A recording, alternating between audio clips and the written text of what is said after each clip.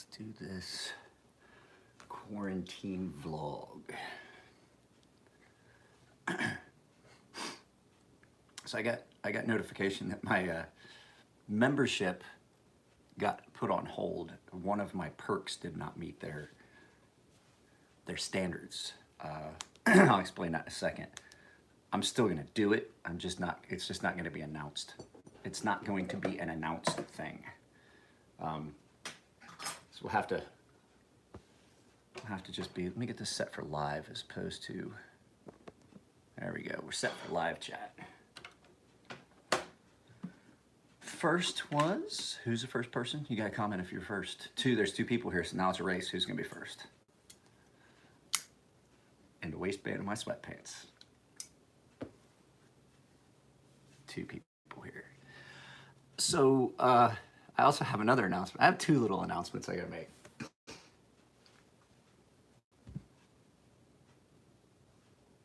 Let's see. My gaming channel had to be taken down.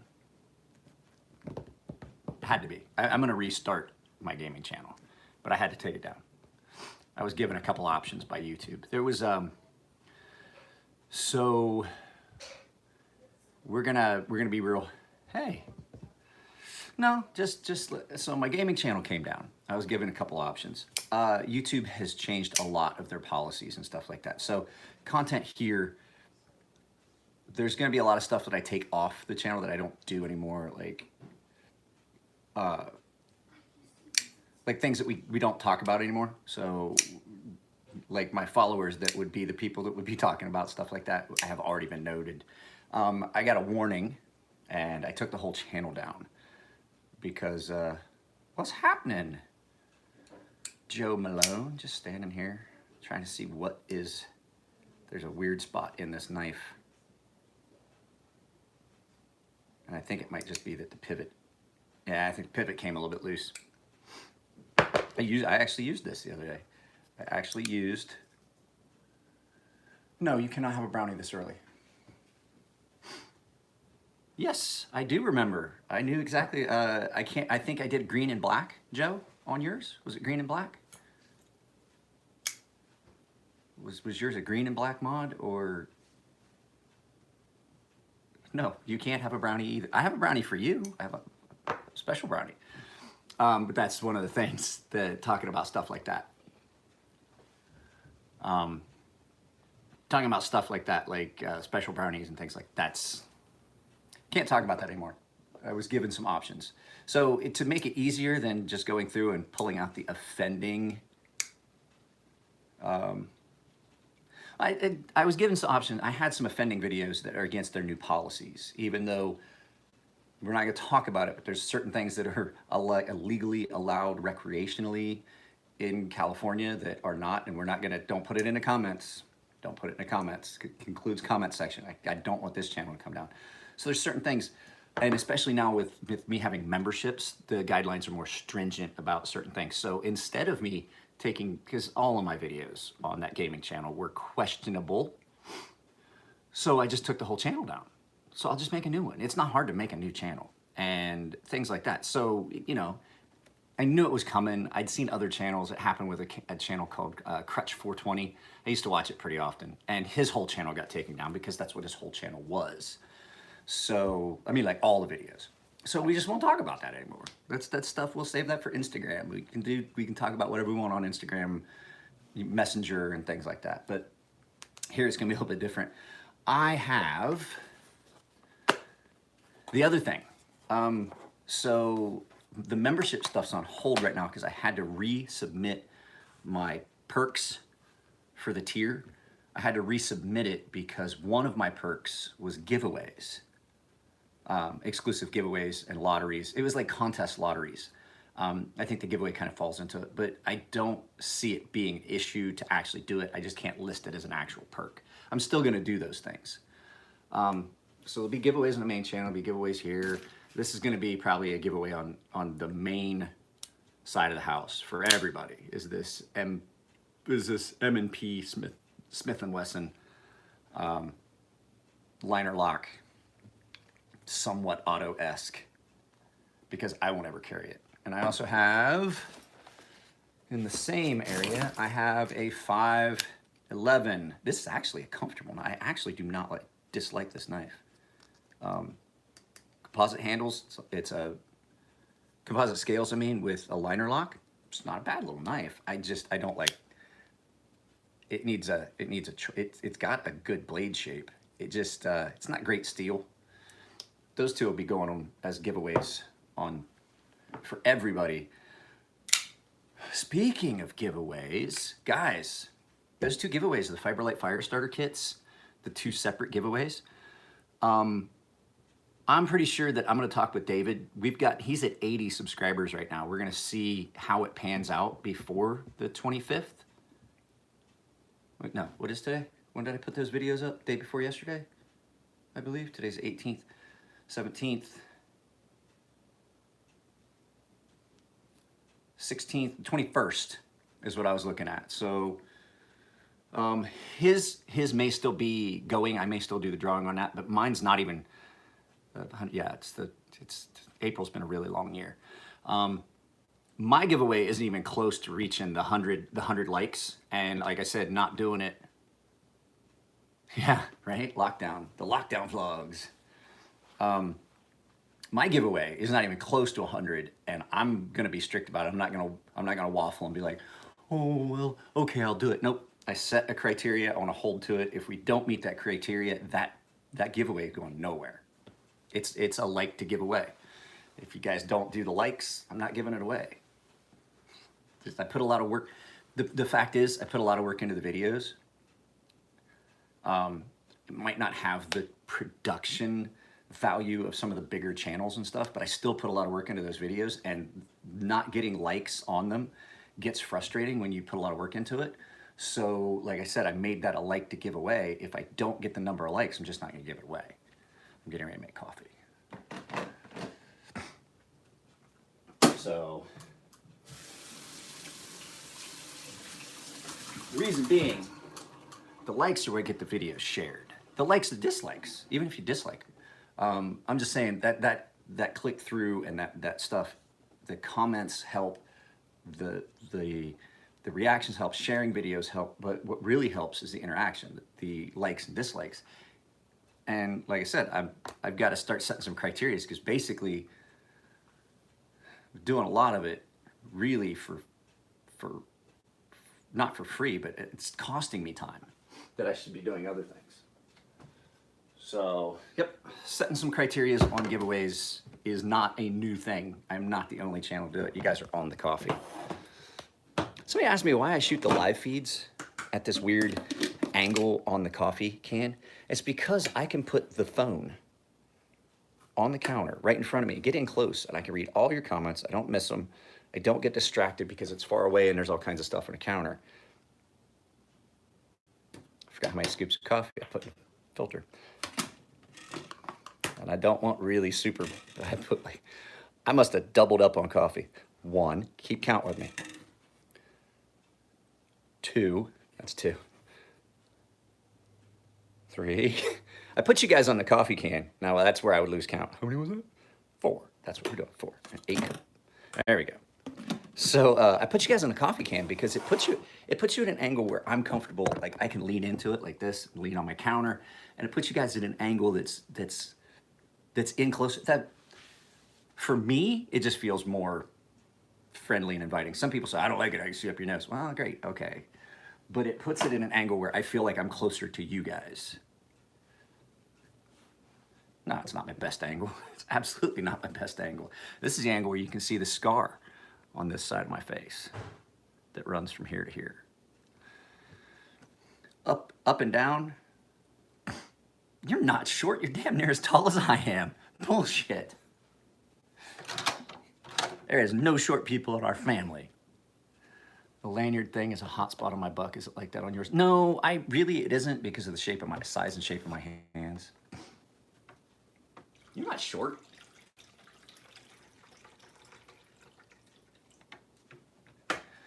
You're not short. Nico is short. You're taller than that. Anyway, Nico is short. I watched a live feed that we did the day after in Vegas. Ooh, yeah, that was me. I stepped on a duck. I watched a live feed of me and Nico the day after we got to Vegas, the USN gathering in Vegas. And I watched that video and I had to laugh at it because I was in one of those goofy moods where I was just like messing with Nico. And I was like, dude, I said I was gonna walk in and get video of him when he was in the shower. And I started, nope, that's the wrong thing. That's empty already. Turned on the wrong coffee pot. I didn't even put water in this yet. Anyway, so I was fucking with Nico and I was like, yeah, I could go ahead and take a video of him in the shower because it wouldn't matter because you know where the bar is, where they hang the towels. I was like, that's all you'd see. He'd be like looking over it. Well, what do you want?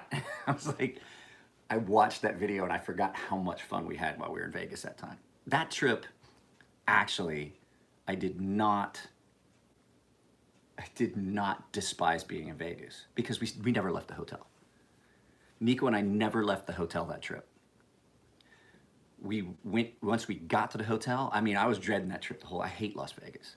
Dreading that trip the whole time. Got to Las Vegas, the whole time up, I'm like, God, I hate going to Vegas. I hate Vegas. It drives me nuts. It sets my PTSD off. It's just too much. It's like sensory overload. And so we got there and we walked into the hotel and we never left until we got in the car to drive back to San Diego. And I was like, this was a good trip. I had a blast at the show, hung out in the Cove.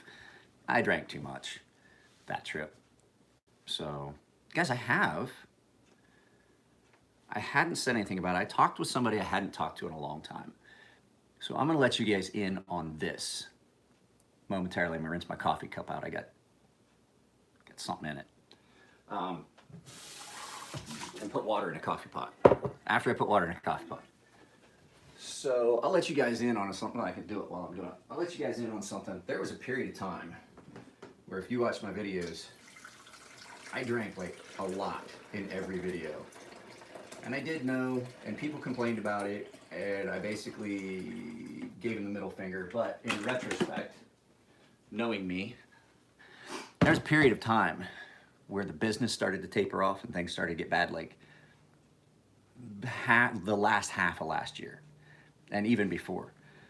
I did start drinking a lot, and I was drinking in videos, and I was drinking all the time, constantly. And I do have to acknowledge that I was drinking too much. If you watched my video the other day, I said the fact that I drank a beer. It was the first beer I'd had in a couple days. That sounds out of character for me. I still do drink. But what happened was things started going bad. And then I started having problems sleeping. And they were kind of unrelated. It wasn't the business thing. I just started having problems sleeping. I was having a lot of problems with my PTSD. I was having problems sleeping. I was having a lot of nightmares. Couldn't sleep. Was afraid to sleep. And about the only way I could, shut that off was I was drinking. And I was drinking way too much. And I do have to acknowledge that. And I do apologize to the people that were saying that I completely, they were completely right. And so this is one of those ones where, like when you live your life on YouTube, you have to, in retrospect, look back and say, yeah, it was, I was going off the rails. But what happened was I started seeing a therapist. First thing was I was having problems sleeping, even my CPAP mask. Like usually that's a psychological trigger. And it got bad and I started seeing a therapist, and that's the other thing too. We'll get into that. It just got so bad that I had to take stock of it and go back and look at it. Like yesterday, the whole day I was home, I was working, I was doing stuff, shooting videos, putting stuff up, trying to get a Netflix party together. I only had, I think, one beer yesterday. I had a beer on a Friday. And I was doing stupid stuff. I was being stupid. So I apologize because in retrospect, like I said, when you live your life on YouTube, you can go back and see. And so after talking to a certain individual, I did go back, even though I went back and I watched some of my old videos and I was like, holy shit, maybe this is why I had subscribers. They were just watching it come off the rails. So that is one of the things that happens, like I said, when you live your life on YouTube. It gives you a unique perspective. Like a lot of people don't have I had daily vlogs there for a while, and I could see, and I did daily videos. I could see the progression, and now I can see the backside of that slope where things have normalized, evened out. But another reason a lot of people thought that I drank so much was I've always, like when I drink, for me to even get a sense that I'm even getting anything from, except the fact I like the taste of beer, to get anything out of it, it takes a lot more for me. I'm a way more tolerable lately. I've been trying. So there was just a lot of stuff going on with me personally that even though I said I was not going to keep anything from you guys, there was just a lot of stuff that when you okay, if you have PTSD and things like that, it's embarrassing. It's embarrassing. It really is. It's embarrassing to admit that your emotions are out of control. The thing that you should have the most control of, you have absolutely zero control of. And it's frustrating first, and it's embarrassing second, because it makes you feel weak. And third, you're irritated and you don't want to hear anyone's perspective on it because in your mind, they have no fucking idea what you're going through. But the fact is that I did go to therapy with other veterans, and there's people out there that do, like my family, no clue what I go through up here. Other veterans absolutely do. And if you're ever in a situation like that, find a group that understands your perspective, because you're not the only one out there, right? There's other people that have went through this. You just have to find that group. I'm sure that there's a therapy group for people that are missing their right big toe and have had, or especially one where the guy lost his thumb and they replaced it with his toe. I bet there's a support group for that, because what's he do? Does he buy socks or does he buy gloves? What's he do? I mean, that's got to be a confusing scenario. Does he buy one sock, one glove? I mean, I don't know. Do his gloves have shoelaces? I don't know.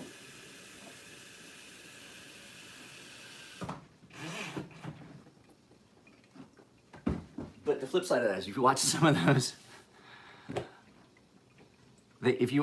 videos, some of the humor that was in it is almost like there's almost more humor in that than when you expect, because when you are depressed and things like that, no, you can control your emotions. I'm gonna tell you right now, you can.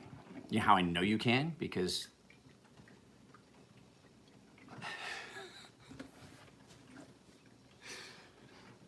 my favorite story is the guy that lost his leg, or I think it was a leg. I'm pretty sure it was a leg or a foot or something, and it accidentally kept it after the surgical amputation, and he put it in his garage, and he sold a barbecue grill, and his foot was in it, and he fucking fought to get his foot, but he had to fucking do a court battle to get his foot back from the guy he sold it to. It was fucking hilarious.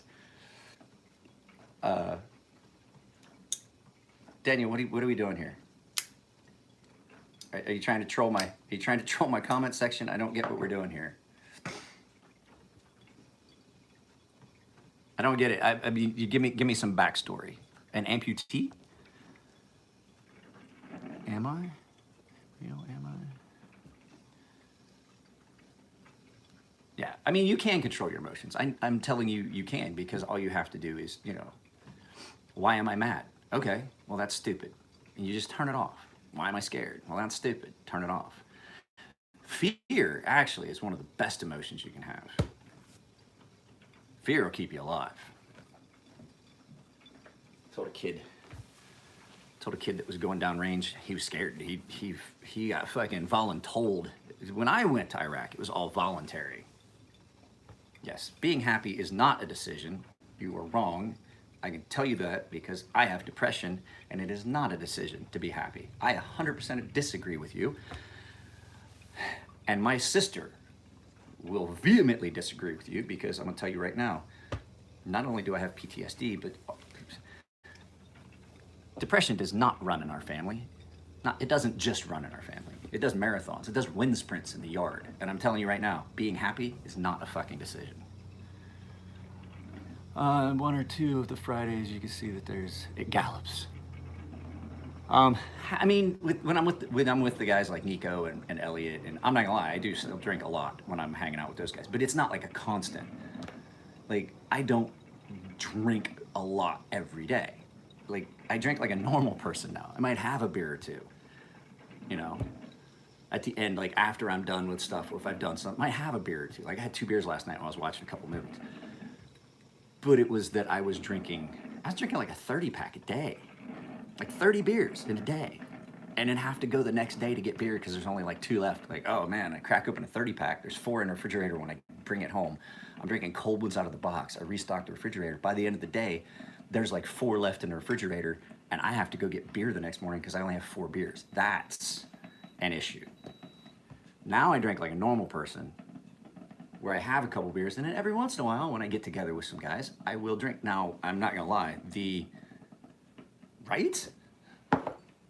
Johnny, Uncle Johnny, it is fun, but it's not worth the hassle that it comes with, and it's not as much fun as it used to be. Like the other night, I'm not gonna lie, I did a live feed on my gaming channel, and I really, really, really got into it because I was having fun, and I was talking with a bunch of people in the live feed, and I drank way more than I should have, and I woke up the next day, and it was not fun because I'm old enough now. It hurts when I wake up the next day.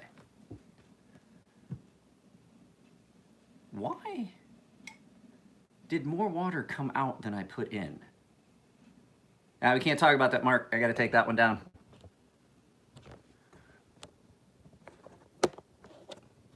That's got to come out. We can't talk about jazz cabbage, devil's lettuce at all on this channel anymore. Period. That is for everyone. Comments, not such a big deal. I can take them down. But, like, yeah. Try not to. Magic, what do you mean? I'm happy because I want to be. I make a conscious decision.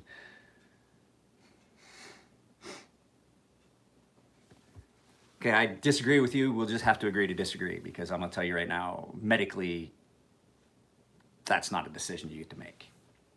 You can control your emotions to a point, I should say. If I'm mad, hey, what's up, Chris? We're not going to get into that because I'm telling you right now, I don't want to argue about that. Because this is one that there is no middle ground that I'm going to tell you. I think you're absolutely wrong. Because I've seen my brother-in-law when he goes into a bipolar manic episode. You can't control that. You can't. There is that. He comes off the rails. What? That BS. I bet you can talk about tobacco. I don't talk about tobacco because I don't smoke. I haven't smoked since 2003. I quit smoking cigarettes in 2003. But yeah, I mean, it was a rough period of time, and I got the new job, and it's not great, but it's a job. Especially, yeah. It's mainly YouTube's rules, and they've really cracked down on it. Like I said, there's been channels, a lot of channels that got taken down because of it. My gaming channel, I was given an option to fucking either take it down or suffer the consequences on all of my channels. And my daughter's channel, this channel, I didn't want just because of that gaming channel. I took the whole channel down. Grumpy Old Guy Gaming is not a thing anymore. We'll have a new one.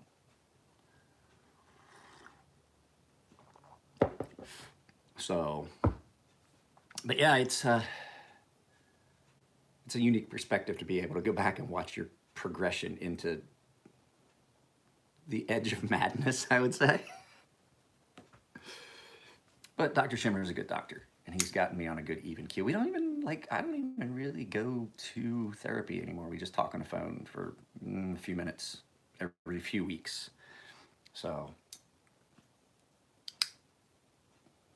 currently, good, because I saw a video of him, and I was like, dude, I have to pay to feel like that. So, yeah, these, oh my God, I'm sore. I'm still in my pajamas, guys. It's 9:30 in the morning. I'm still in my pajamas. It's raining. It's raining. I had the big thing. I was gonna shoot a video outside. I got a Koenig Arius here. Yeah, day 3 of no sleep for all of us. Yeah, I remember that. But anyway, I have that Koenig Arius. I just cleaned this morning. before I did the vlog, before my kid got up, before the dog got up. I took this apart and cleaned it. It was bad. It was so bad. It's so smooth now. But yeah, I have a Koenig Arius that I was going to do a sharpening video on, and I haven't even opened it yet. Like, it showed up like 2 days ago, and I had so many other things I was doing. I hadn't started on it, but it's raining and I'm not going out there. That canopy leaks horribly. So hang on a second. Maybe get that Koenig Arius. We'll take a look and see how much difficulty I'm going to have with it. Be right back. I forgot. I'm with you. They are great. I'm not gonna lie, they're great, but I want you to keep in mind there's a good chance when you first get it, you're gonna be underwhelmed. It's not showy, it's not flashy, it's not a flipper, it's not all over the top, and I got something. Oh, I guess that's just gray hair. I thought I had something in my beard. It's not something that is the over the top, showy, flashy. Oh, nice. Make sure, guys, if you're gonna send me something, make sure that you include a return shipping label, because with this all going on, I can't afford to get sick. I am probably going to, oh, that's no good.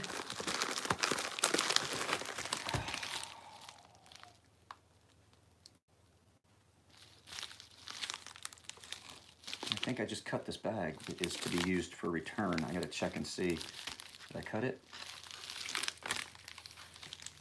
Thought for sure I saw a cut on it. I may not have.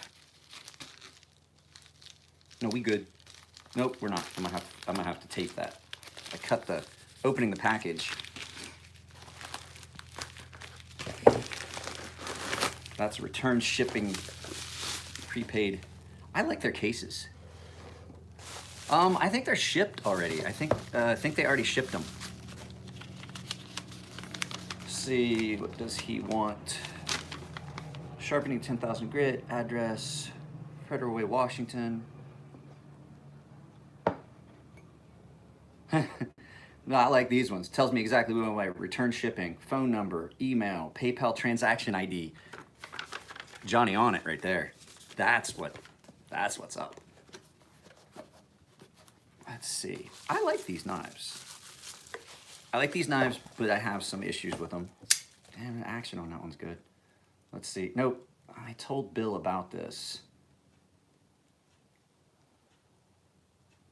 at the show.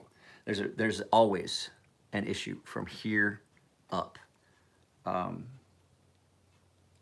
one side. It's always this side. It's always the lock scale side where it's just not, yeah, you're not gonna be able to see it. At any rate, there's a sharpening. This is not sharp at all. I told somebody one time about why the Arius has got that drop shut action. One, it's well built. Two, when you look at it, it's got a really large detent ball, which means that detent has got a lot of, but it's also got a fairly comparatively weak lock bar tension. Big detent lets it drop in and hold it. Weak detent or weak lock bar tension, and people are like, no, lock bar tension has nothing to do with the action. And it is for you. You put pressure on that detent ball as it's in its travel, it's gonna slow the knife down. It's not gonna feel as smooth. I can tell you right now by pinching it, that has a lot to do with the fact that action, Grimsmo Norseman, same thing. Large detent ball, large detent hole. Well, they use a detent post, which that gives it even more snap.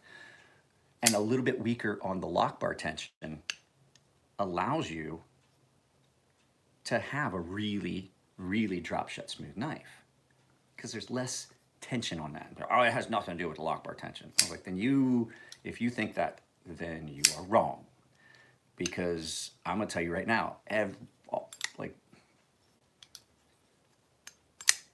doesn't take anything really. The lock bar tension's really soft, but the detent ball sits deep and it's heavy. It's a large detent, so it gives you that detent you want that you have to overcome. You get a pop, but there's just, because there's no pressure on that to add friction. They're nice knives. I like the Koenig Arius. I don't like the in-hand feel. It's got some hand feel issues for me. This is really deep and it pushes me up into that. So I always wind up like, even when I'm sharpening it, I get like up in here. I'm like, man, I don't like that. It's an attractive knife. It's a nice knife. I like the blade shape real well. It's just that ramp that like forces your hand down into that as you're using it. I think a little change in the handle shape would prevent that. But overall, they're really, really nice knives. A lot of people love them, and I like their design of the pivot and everything. Not such a big fan of, I like the backspacer color, and I like the fact you get more contrast, but she definitely is not a knife for me, but I get why people like them. And I think if it was a different size maybe for my hands, it might be good.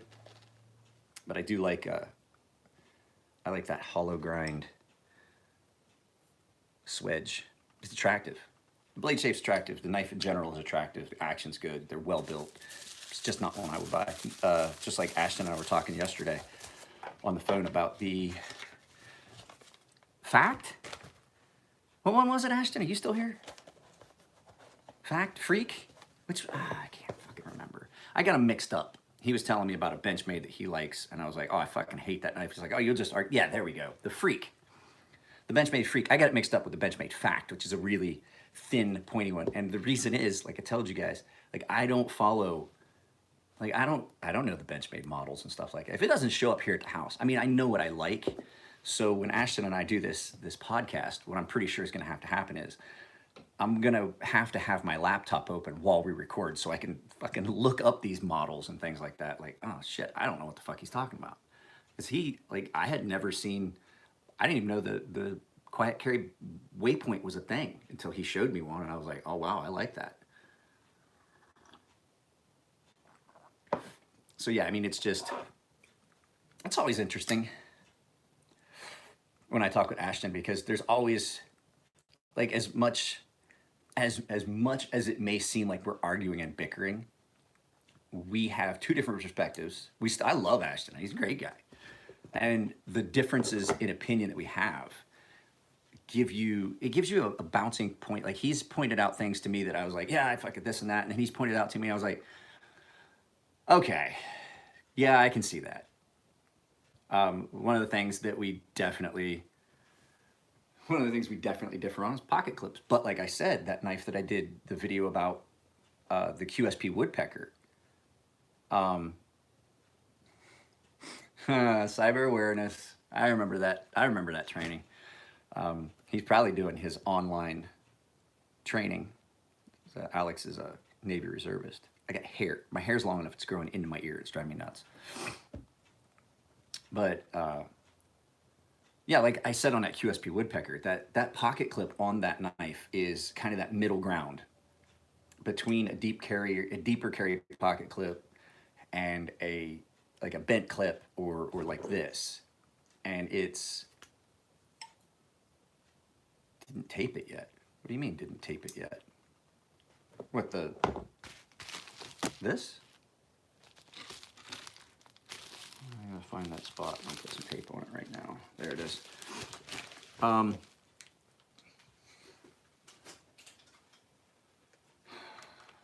Yeah, thanks. I mean, I would have done it eventually.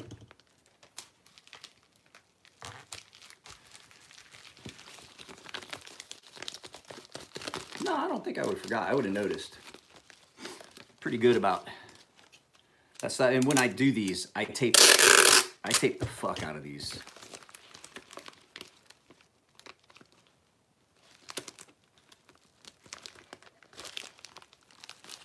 But there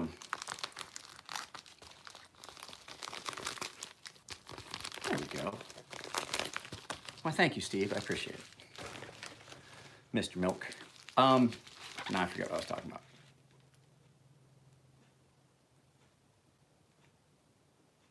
Oh, QSP Woodpecker. Yeah, that QSP Woodpecker, that's a nice knife. And QSP has a lot of stuff. And as a matter of fact, I got a response, yeah, pocket clips. I got a response from David over at Blade Banter, and he said that he's gonna see what he has available. He might be able to send me some Your packages are so hard on my knives. Chris takes his package, puts together, and then he Gorilla Glues the seams. I tape because the reason I tape is because I can tape over and get certain areas the Gorilla Glue doesn't get, and then I tape it all. But the tape supports the cardboard. But yeah, it's raining. There's water on my workbench. I'm not gonna be sharpening out there today. Plus it's fucking Saturday. I was gonna go to the shop today, but I still don't have enough actual work to do that would make it worth making the trip up there to spend that gas. And because I'm not getting paid right now, so it's that catch-22. Do I drive up there and make a knife and maybe sell it? I mean, Alex already told me he's getting one of my custom stonefish, but if I start on it now, I mean, I could start on it now, but doing it tomorrow. I'm going to get milk here just a little bit later. And I'm gonna have to restock. I'm gonna have to make an actual shopping trip to the commissary because the deep freeze is almost empty. He needs some milk. I love that video. Love that video.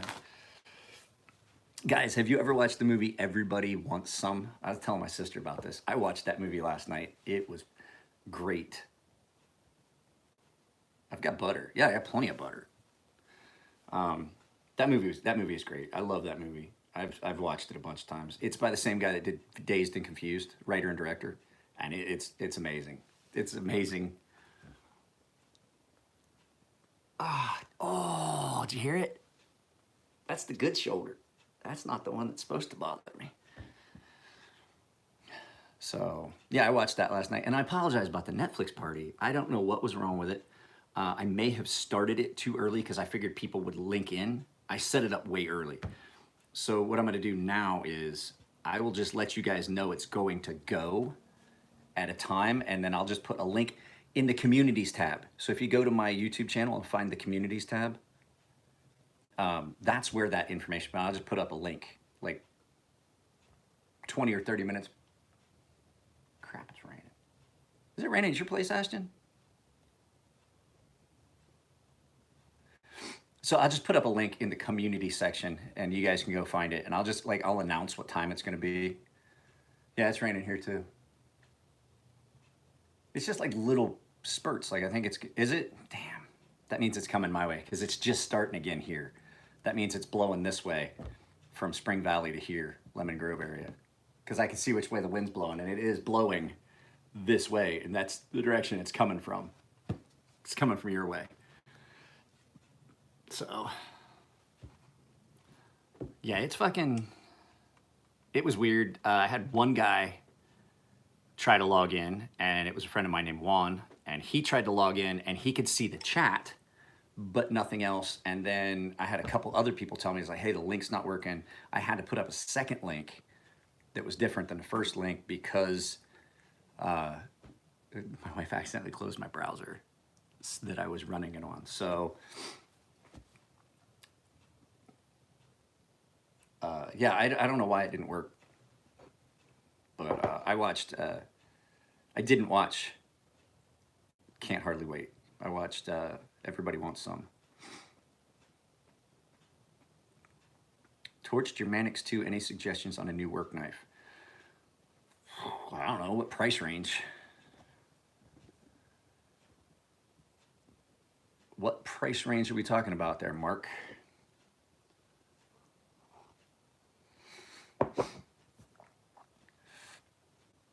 And I mean, it depends. Are you looking for like something with a backlock or 150? I mean, if you want something 150 to 200, I mean, you could probably get, and you guys know I don't love Spyderco, but the Endura is a great work knife. Spyderco Endura is a great work knife. It really is. For certain things. So, I mean, speaking of which, I gotta go grab that. I want to look at my Endura. I used it again yesterday. I sharpened it, and I used it again yesterday, and it had a weirdness to it. I want to check that. The Recon one, drop point would be a good choice. It would be. Gotta go in here, my wife's sleeping.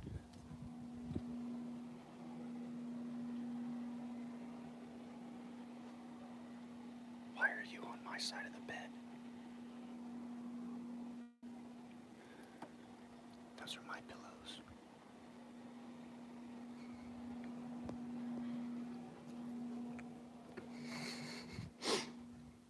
My wife's been staying up late and watching. My wife's been staying up late and watching Japanese TV online. Her sister.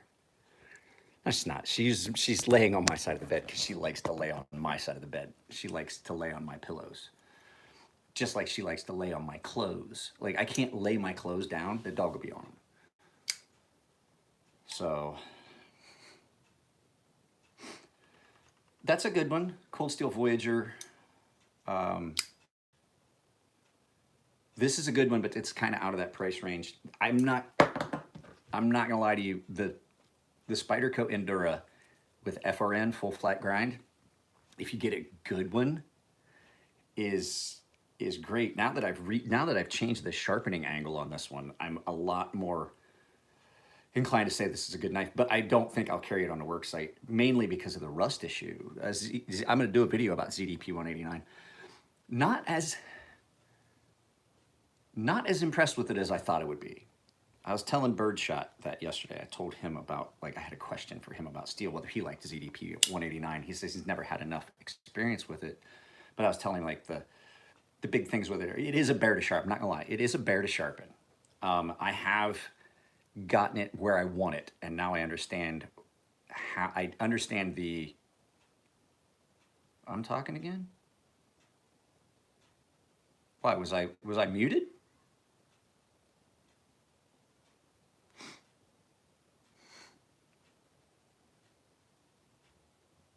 This is not a small knife. Yeah, that's beside the point. Anyway, yeah.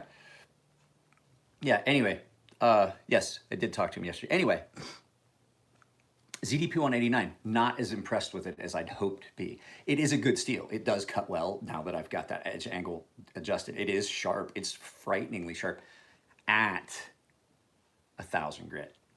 I took it to 3,000 grit, and I didn't have the crispness of the edge. And I took it to 3,000 grit on diamond, so don't tell me it was you toured a carbide. It was a carbide tear-out thing. It was not. I did it on diamond to 3,000. This is 1,000 on aluminum oxide, and I like the edge on this on aluminum oxide better than I like the edge on 1,000 grit diamond. So I went back and I redid it on aluminum oxide stones, and I got a much more aggressive, crisper edge that I wanted. I'm not saying that's for everybody, but the things with the ZDP at 189 that thanks, Sarah, that I didn't like was how much material I had to take off to change that angle. It is a bear to sharpen. I'm not gonna lie. It's a substantial steel.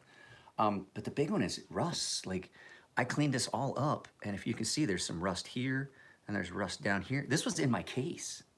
This rusted in my case because it's been running. I know. I'm just saying I'm talking about this particular knife. You will never, Alpha Boss, you will never hear me recommend any other Spyderco knife. I don't like the Native. I don't like the Shaman. I don't like any of the other models. I really don't. I like their compression lock, but I usually don't like the knives. I don't like any of the knives that the compression lock is in. I like the lock. But this is the only Spyderco model that I like. Is the Endura. I like the FRN one. I like the stainless model. It's a saber grind. It's a little bit thicker. The full flat grind ones are great. This FRN one, this is in ZDP 189. Phil D got this for me, gave this to me as a gift. But like I was saying, it rusts like quick. I cleaned it all up with a double aught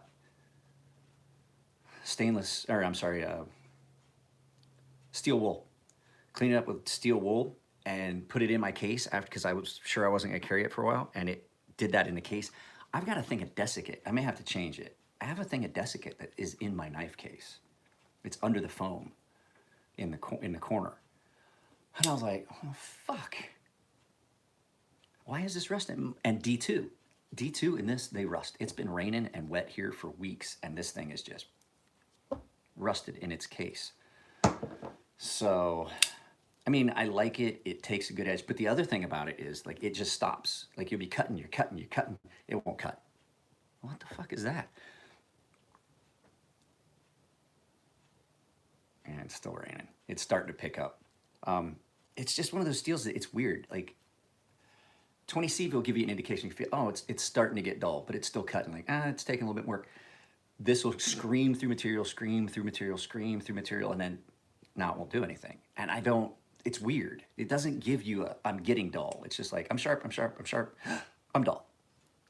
Yeah, I don't like, this is the only model from Spyderco I've ever liked, is their Endura series. And I've had, so I had stainless half serrated. I had a,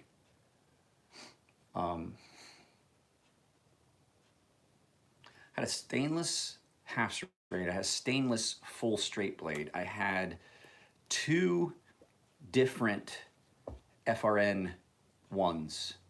One had an issue. It was a tan one, and I wound up selling that. Actually, I think I did it a giveaway.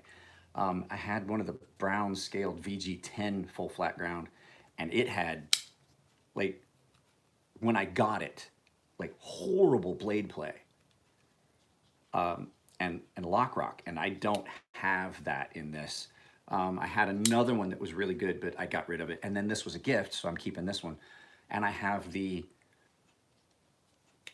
Matriarch 2, which is technically an Endura model because it's the same handle, same blade design, just with, you know, the blade is pretty much the same except it hooks down and it's got the curvature in it.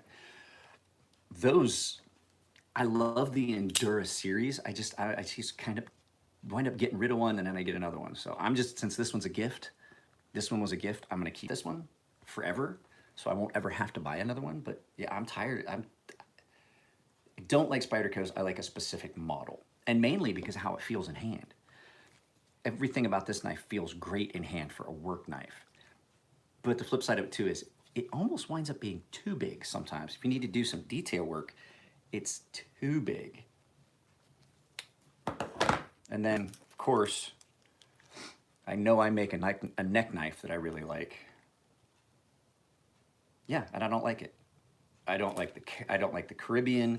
I don't like the Spidey Chef. I don't like any other Spyderco's. The Police, that's, I mean, it's basically a large, the Police is like a large Endura. I like it too, because it's, I mean, it's in the Endura family. The Delica is not a bad knife. The Delica actually probably be a much better work knife. A neck knife, back to what I was talking about. I make a neck knife, but I'm gonna show you right now what I think the best neck knife on the market right now is. Like the best one, period, hands down. You guys wanna see what it is? It is the Super Edge. This is another knife that I've had a couple of them. I lost one. I'm pretty sure that the one that I think is missing, later says, I'm pretty sure the one that I think is missing is on my jacket that I haven't worn in a long time. I bought another one. They're like 12 bucks, if that, like 9, 10 bucks. I found this one on, I forget what fucking website I found it, for like 9 bucks. 9 bucks, it was just on their website. So the Spyderco, or not Spyderco, the Cold Steel Super Edge. This is by far, in my opinion, the best neck knife out there. It comes in so handy, like if you're like out and about, you can put it on a zipper pull, and that's why it's nice. You put it on a zipper pull, you can put it on a bag. It's got a really good sheath with really good retention. It's light as shit, and it is just a tiny little fixed blade. And the only qualm I have with it is a full serrated, but if you're like cutting line and stuff, it's perfect. Like this is a perfect little neck knife. hands down. Got to give it to them over at Cold Steel. They really got it right when they did this. And this thing is, what, 2 inches? Maybe? Got a ruler somewhere. I think it's... Had your suspicions. No, I'm not an escort. I'm the guy that drives the escort around and carries a gun and protects him.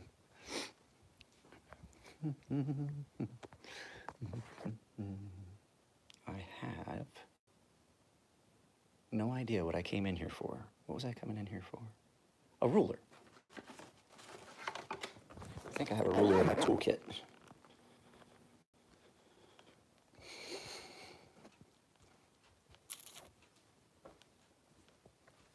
I have no idea what the Paisan is. Is that another one of those? Is that another one of those Spydercos?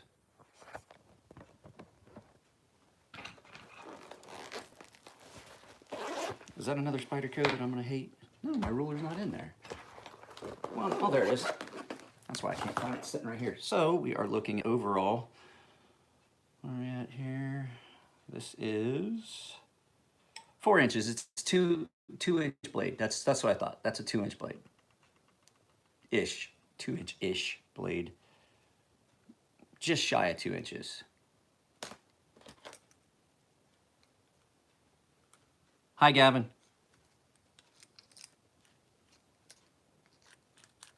Gavin, it's live. It's true. Which one? I don't know what we're talking about here. Hang on. Let me go back. Can you believe it? $500 for Paisan, just another couple pieces of tie with an OK steel insert. Typical. Okay. They failed. Who makes the Paisan? Yeah, cool. Who makes the Paisan? Is that a Cold Steel? Spyderco? I don't know. Yes isn't the answer. Yes is not the answer I'm looking for. I need an affirmative on one or the other. 1, Cold Steel. 2, Spyderco. I don't know who made it.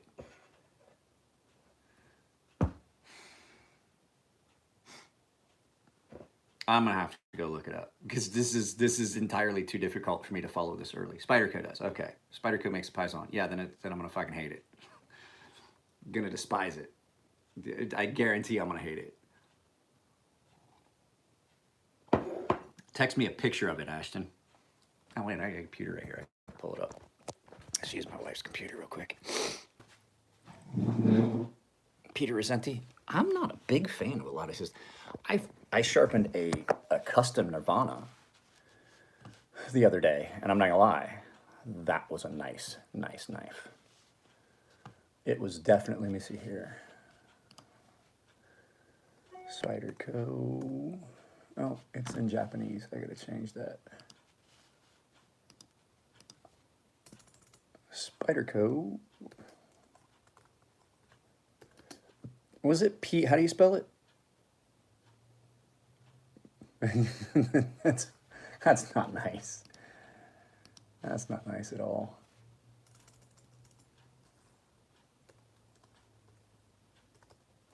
I'm having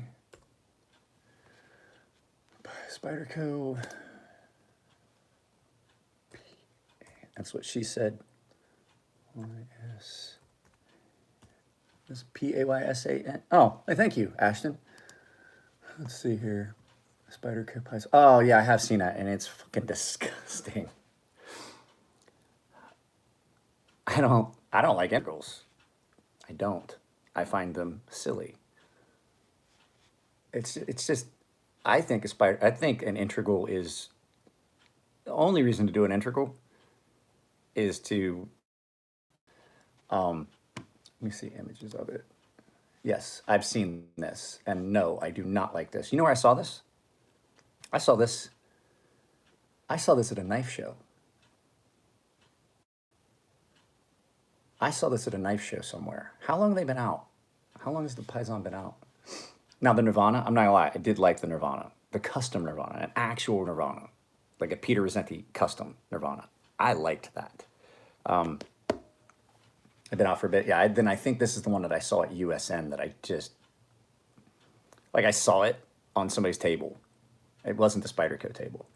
USN is also where the guys at Emerson Knives were just giving, oh my God, guys. I was telling Tim Reeve about it. It came out last year. Then yeah, I probably saw it at USN then, because I stopped by the Spyderco table. I just didn't film anything, so that's probably where. But then I was telling the guys from Emerson, every time I walked by, Tim Reeve and I walked around the show there the one time, just bullshitting, talking to people. He's like, "Oh, hey, I want to take these people over and show your knife. Let's go over there." And on our way by, we walked by Emerson, and he's like, "Dude, the Emerson guys still a little salty about your video, huh?" And I was like, "What?" And he goes, "Man, you walked by, they eyeballed the fuck out of you, dude. Like they wanted to kill you." Nico was like, "Yeah, they didn't look happy with you." And I'm glad. I wasn't wrong. Yeah, it was not the Nirvana, not the Spyderco one. We'll see.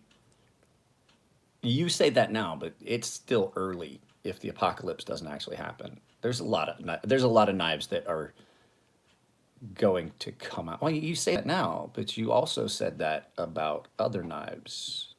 This is the best knife, and now you're waffling.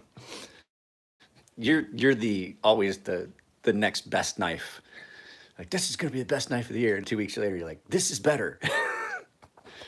Don't lie. Don't lie. You can argue, you can say it, but you definitely know it's true. Deep down inside, in places you don't like to talk about, you know it's true. Oh, let me see. 8015, you said that was going to be the best thing ever, and then you got your Demco and realized that the 8015 was garbage. Let me see. There's so many. There's just been so many. I'm just kidding. I'm fucking with you.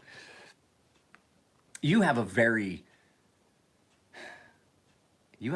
broad spectrum of things that tickle your fancy. I definitely have, I'm not gonna lie, I definitely have specific things that like they have to meet a certain criteria. I am extremely picky because like I said, I equate a knife to a tool, and it's not an age thing, it's a where I grew up thing. The necessities of what you have to have. I don't. Now, while I can appreciate, hey, what's up, Steve? Thank you, sir. I can appreciate like the Demco. It's a really good knife. Who's that guy at USN with the giant version of the custom model? It's pretty cool. I don't remember. Do not remember. I don't remember. I really don't. I think I know who you're talking about, but no, you have like there are so many things that tickle your little happy button. And for me, like I said, growing up where I did, equating a knife to take a knife, and I do have a knife that I fidget with occasionally. It's not really a fidget, but like our philosophy of use is completely different. And like you said the one time, you said it was an age thing. I don't think it's an age thing. It's more of a where I grew up thing. It's really, I mean, it's seriously backwoods where I grew up, and you take a knife into the woods with you, and it's got to meet a certain criteria, and that's why I'm so big on fixed blades. You're never going to find a more robust knife than a fixed blade. You can come close with some of Demco's locking systems. Like I said, I can appreciate knives for the innovation and things like you, but it's probably not something I'm going to own. I can say, hey, I appreciate that, but I can appreciate the work in it, but is it for me? No. Like I was talking about, like the Fact, when I got the Freak and Fact mixed up, like the Fact, I gave it a good review. I gave it a really good review. It's the first Benchmade in a long time that I liked until I saw the Freak. And I almost bought a Freak. I just didn't have the money. But like the Fact is a really long, slender, pointy blade. It's more of a, I would say it's more of a tactical implement, almost like a dagger-esque. I gave it a really good review. It was a well-done knife, especially considering it's Benchmade. But it just, can I appreciate it for what it is? Yeah. Would I buy one? No, it's absolutely not something that speaks to me. I can appreciate different things. Like this.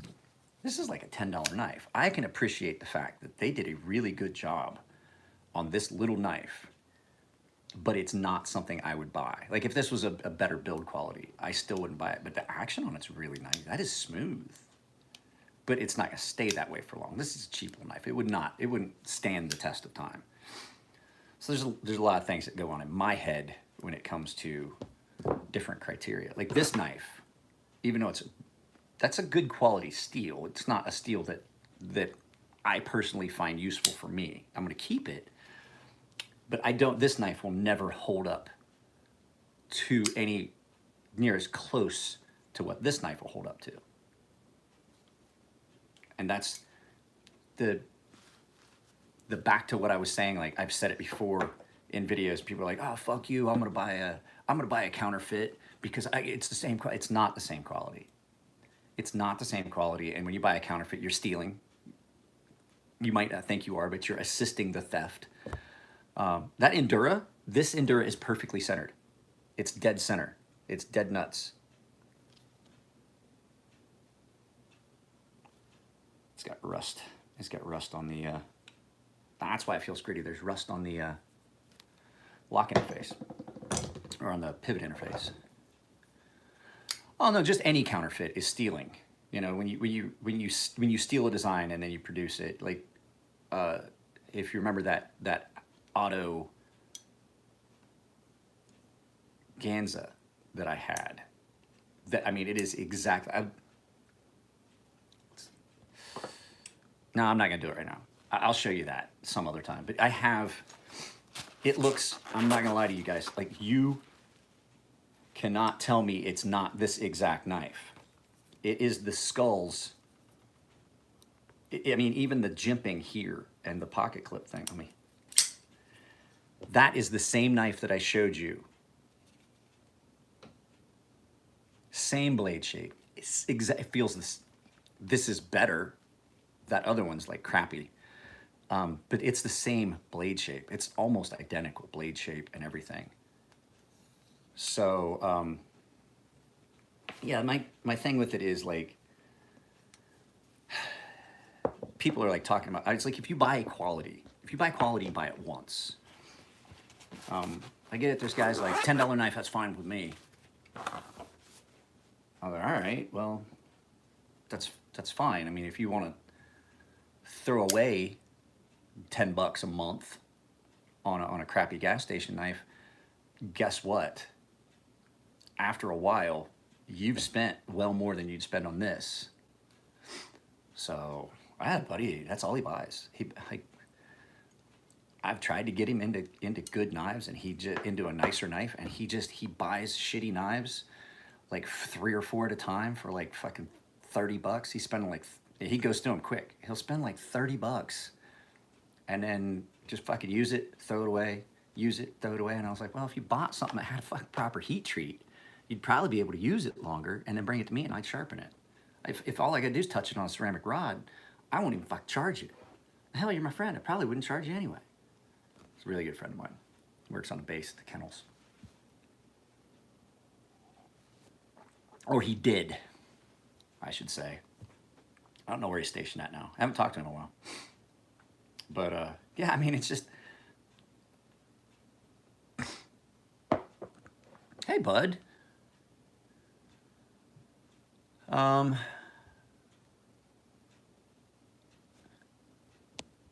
see here. Held up on your freak. I was going to buy one, but I don't trust the springs. You know what? The springs on those, I don't trust the, what you're talking about it. I don't trust the axis lock. Not that I think it would fail. I think that the springs are, like, anytime you got like springs involved like that, like those tiny little springs, like what lifts the lid on your trash can when you push the button. When you're using tiny ones like that, I don't trust those springs. That's what I was getting ready to say. The flip side of that, though, is I've never had an Omega spring break, but I only own one Spyderco. And the springs in it are new, because when I put a new blade in it, they put new springs in it. So, you know, I'm torn. But I almost bought a freak, too. Londinium Armory.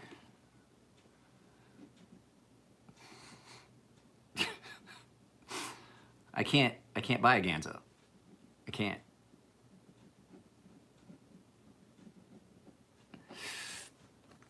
This is true. I'm not gonna lie to you, I liked, like I told Ashton, I liked the Freak with the black handles and the gray plastic, the glass gray rubber inside. Yes, I was getting ready to tell you, you can buy replacement springs on eBay. I think you can order replacement springs directly from Benchmade. They don't like to do it, but they will.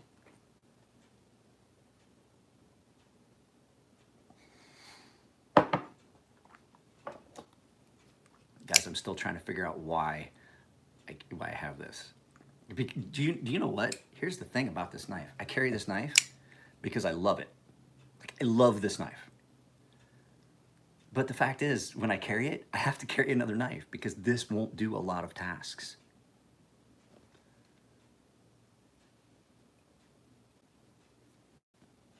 You know why? Here, you ready why? You know why we gave up on the UK market? Because fuck the UK government, that's why. They took away guns. It didn't stop the violent crime. People started stabbing each other with knives. So they took, you can't carry a knife. So people started using scissors and screwdrivers. Now you can't even have any of those things. And guess what? Their violent crime has not dropped off, it's increased.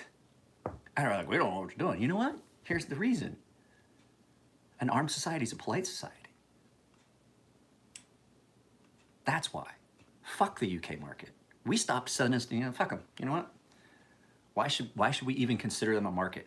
They have a knife over there that they made that's fucking supposed to be stab proof. It's the first stab proof knife. Because fuck the UK market. Any country that gives up, and I hate the UK. I'm sorry, Londinium Armory, I'm about to say something horrible. I hate the UK market, and I equate them, just like the German guy I was talking to on Reddit the other day about handguns. Any country that gives up freedom in lieu of security, one does not deserve either and soon will have neither. Thinking that you can regulate the evils that men do by banning the devices that they're doing them with? Motherfucker, we've been killing each other with rocks and sticks since the caveman days. What makes you think that we're just gonna stop because you took away our stuff? I go back to my statement. I am 6'3", 240 pounds. If I come at you with a hammer, you're gonna have a bad fucking day, period. So, see? I have a butter knife in here you can shave with.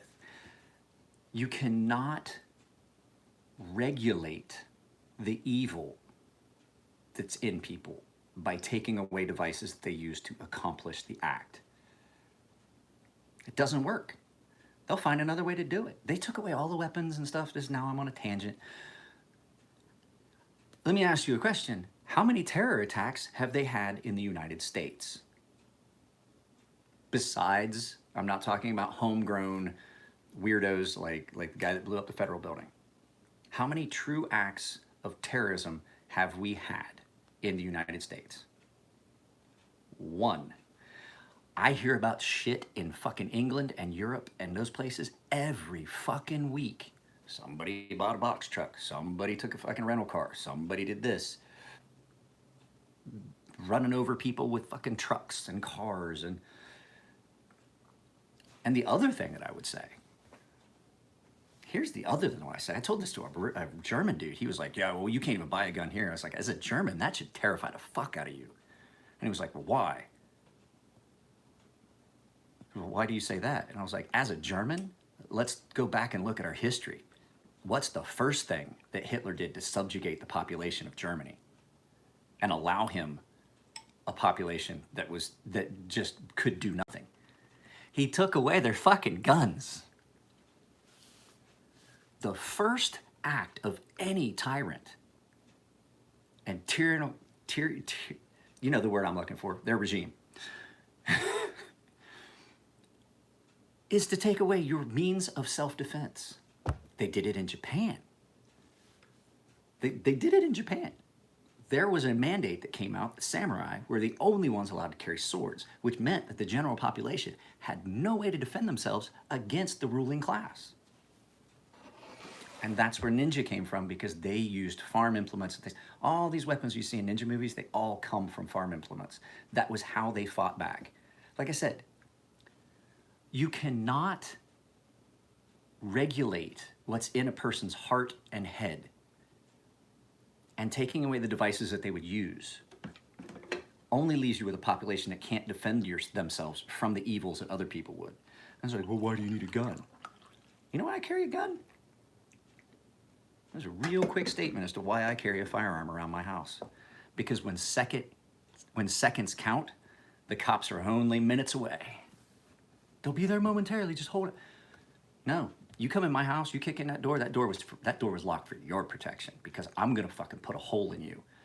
And if you are still breathing, I'm gonna put another one in, because I am not gonna suffer this, oh, I'm gonna sue you because you shot me. No, you're not gonna make it. You're not gonna make it, because I'm not even gonna make the call until I'm sure you're done. You're done breathing, done talking. And then the cops can be minutes away.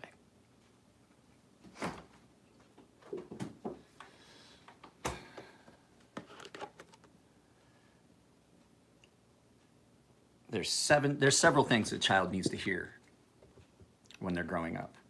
I love you. I believe in you. Believe in yourself. I forgive you. And communism has never worked any time it's been tried.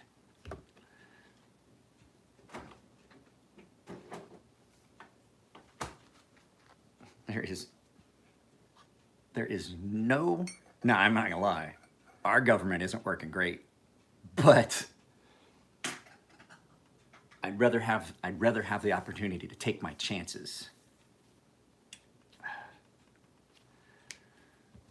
In the corner. Should I call an ambulance? I think you should probably just send the coroner. It ain't gonna matter.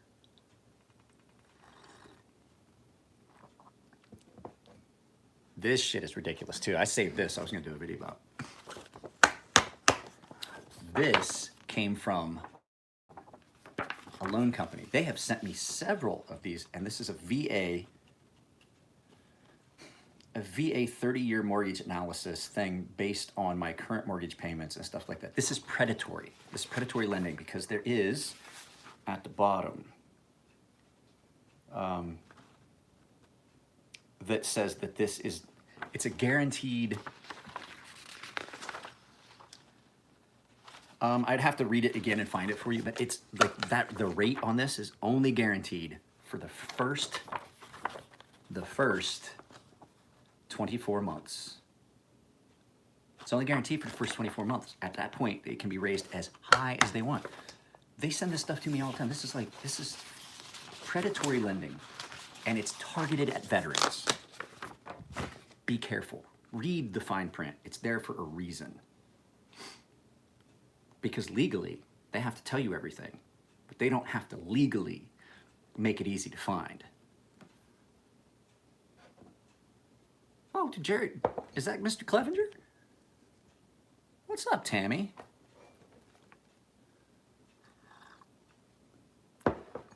Guys, I drank so much coffee yesterday that I was fucking wired all afternoon. I had not so much what, it's more what I had. I had a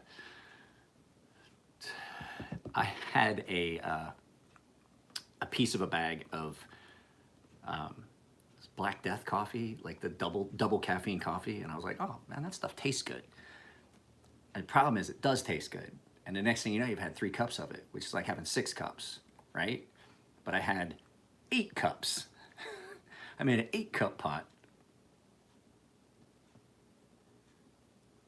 And it fucking, I drank all of it, and I was wired. Like that point where you're like, my chest hurts. I think I've had, not like my chest hurts like I'm having a heart attack, like my chest hurts right here, like at the top of my stomach, bottom of my chest. I'm like, oh God, I've drank way too much coffee.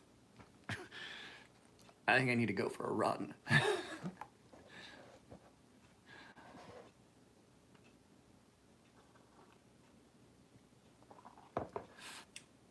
PA quarantine life, mandatory mask wearing is everybody.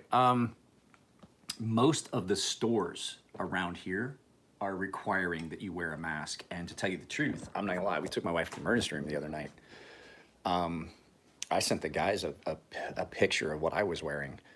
I just have to figure out where it went. It was on the table. I wore my full face and N100 respirator to go. Oh, there it is. It's right by the door. I wore this.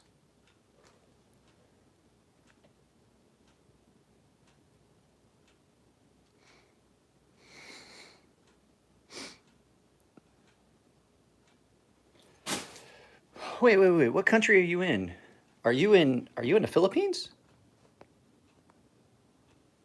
I would say that could be a good chance that that gentleman is in the Philippines, where they banned alcohol and cigarettes. Been banned. I believe that the only place I know of that we're doing it, South Africa. Okay. What did you say? They're doing that here too. All stores and jobs still working. Where are you, Jared? That they're banning cigarettes and alcohol? Because I'm gonna tell you right now, I'm pretty sure that ain't a fly in the United States. They tried to ban some church stuff, and I am absolutely for the freedom of religion. If you want to risk your life to go to church, oh, masks in stores. Oh, okay, I thought you were talking about banning alcohol. If you want to risk your life and go to church, that's fine. You go right ahead. But now we consider it that means that though that's the only place you can go after that. You go to church once, to and from church, that's it. No stops in between. You're now quarantined. If you want to do that, that's fine, but you don't get to put the rest of everybody at risk. I am all for freedom of religion. I'm all for public protest and things like that. But right now, not knowing, like everybody's like, oh, it's not that bad. It's not as bad as you think it is. I also have friends that are telling me how bad it is. I have friends that work at military hospitals and things like that. It's worse in some places, in some cases, and I can't run that risk. And for the fact that we don't know how this virus is going to mutate, and the fact that it is so virulent and so many people are catching it, that's what's terrifying. It's not the fatality rate, it's just that how fast it's spreading. There's no place in this world that it's not affecting, except places where there's no people. And that's terrifying. That is the terrifying part. Because all it takes is for it to mutate. You guys have played the game, right? You guys played that game. What is it? Plague Inc. or something like that? That's what actually happens in real life. Things mutate, and then they have new symptoms and shit like that. But people are saying it's not that bad, but do we want to risk it? Yes, I understand this is completely fucking weird. And this is gonna be a new paradigm shift. This whole social distancing thing. No, Alpha Boss, you are wrong. I have a friend that's a doctor that told me about it. It is not the flu. It's not. It's more akin to a very virulent pneumonia. And it's killing people, and it's spreading so fast that they don't know what they're, like, as it progresses. But there's too many people that are just, oh, it's just the flu. It's not just the flu. Let me put it to you this way. It's bad enough. I have a friend that works at a military hospital back east, and he says, I've got a 19-year-old kid that is the peak of physical conditioning. This kid is in fucking shape. He works out, all this stuff. And this kid is laying on his stomach because he can't lay on his back. If you guys want to believe that, that's fine. I'm just telling you, go catch it and see. Go catch it and see what your results are. Your results may vary. I don't even want to risk it. A 19-year-old kid that can't breathe, and the fact that when he lays on his back, his heart puts pressure on his lungs.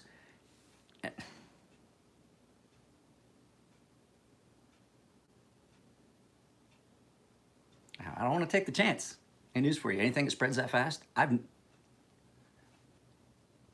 from point A to now, guys, as things mutate, things change. I'm not saying that I'm a doctor. I'm just saying that the people I've talked to are like, you don't want this shit. It's bad. When it does go bad, not everybody has those symptoms, but when it goes bad, it's not just killing elderly people, it's killing normal people. It's killing like people in their 20s. And then there are some people that just get it and they never show a symptom and they never even knew they had it. I'm just saying, I'm not. All right, well, let's just digress off of that because I completely disagree with you and I don't want this to digress into an argument because I like you. So we'll just agree to disagree and we'll talk about something else. That coffee I had, if you guys have never had, it was either I can't remember if it's Black Rifle or Black Death coffee or whatever. It's really, really fucking good. No, we're not done. We're done talking about it. We're not even gonna entertain it because it's gonna turn into argument and I don't want it.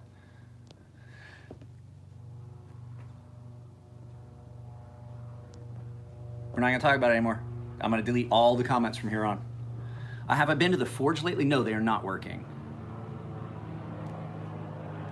No more, I'm telling you. I'll start putting people in timeout. We're done talking about it because what's gonna happen is people start arguing in the comments and I don't want that. I have to keep this like we're trying to get the membership stuff set up. Can't have the arguments and stuff. So that's the end of the topic. Please, let's stop discussing the current state of subject change. The coffee, if you can order it, try and get some, was it Black Rifle that has the double caffeinated? Yeah, they're having, like, Chris goes to the shop, I think 3 days a week just to check on it. I don't think Elliot's going to the shop. I was given permission to go like 2 days a week. But I haven't been up. Weekends, I don't know what's going on, but like they're still doing shipping and stuff, but yeah, nothing's going on there. They're social distancing too, because they can't afford to get sick. They're their own source of income.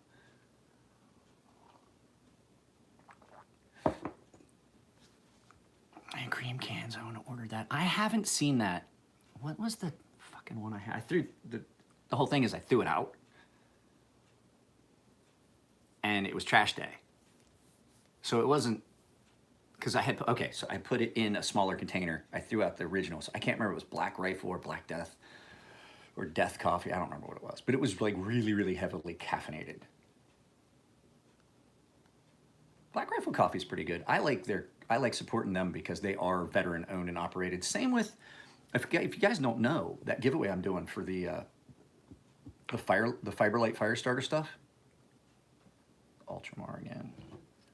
Now I gotta keep in mind, this is not just, this didn't come this way. And so I've done some, like the blade is stock, but no, it's not. I opened the choil. I opened the choil up on it because it needed done.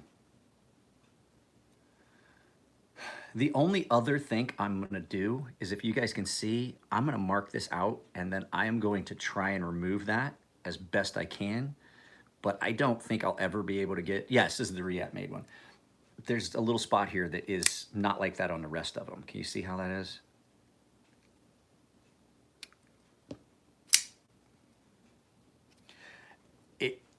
It's aggressive.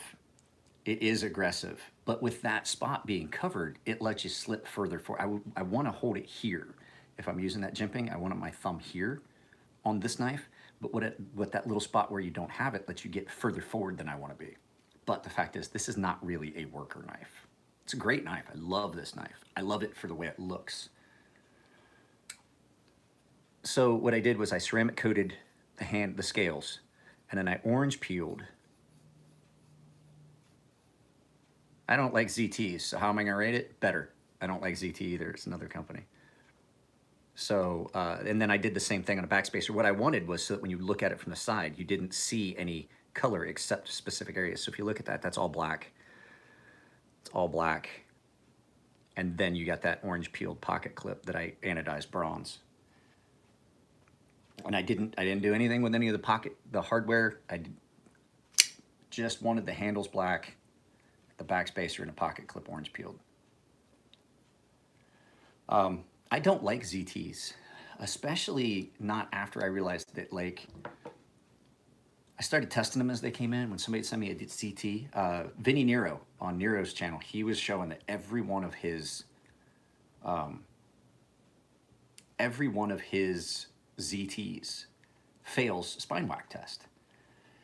And then I started getting at and looking at ones that would come in, and I'm not a big, like, I don't put a lot of stock in the spine whack, like who's gonna whack their knife, but you could actually bump your knife against something and have it. Like, I can see that if you like had your knife and you were moving and you smacked into something, that then that knife would snap shut and come down on your hands. So I do see the validity of it, but I don't spine whack my knives. I assume that the company has done it. But that video he did of all of his knives failing led me to start thinking. And so every time I get a ZT in, I do a quick, just little tap. And I was like, holy crap, a lot of them fail.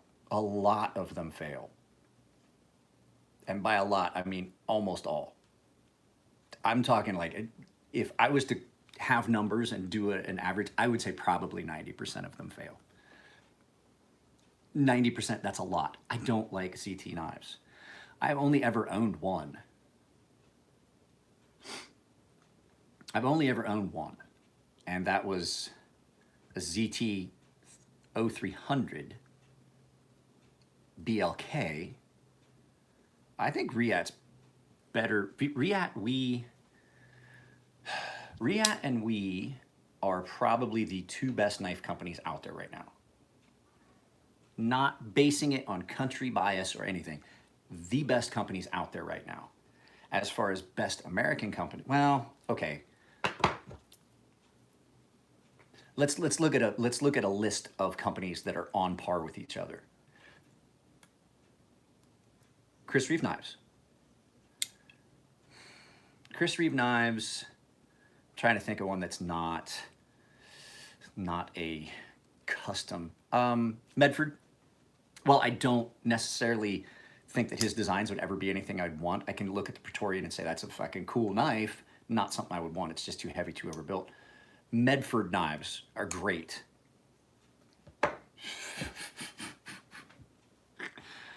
I'm gonna block you for that comment. I'm just kidding. I'm not gonna put you in timeout. Chris Reeve Knives, Medford knives, Microtech knives. These are all on the same level. Riyat, Hinderer, those are top tier as far as for production knives. Those are like your top tier. Case knives, still made in America, still good quality knives. I would say they're a tier below, like a step down. And then you get into like that second tier. Quality. I'm talking about quality of production. I'm not talking about price point. If you want to look at price point for the money, not Benchmade, Cold Steel's probably still, like, value for your money, probably still the best. You're never going to find a company that gives you, at this point now, like I told Ashton, we need to talk about in our podcast about the rise and fall and then rise again of Cold Steel knives. Not so much because people they've had a really good fan base. I'm talking about quality. Cold Steel has definitely stepped their quality back up. Like for value for the money, yeah, you're not going to find anything better than a Cold Steel. Like if you're looking for a good all-around work knife, you're looking at like the Lawman, the Mini Lawman, the AK-47, the Mini AK-47, some of their small fixed blades, that little Stockman that they make now, great. They're all weight. But I would put them almost on that same tier as, like I said, you have Riyat, Medford, Chris Reeves, Microtech,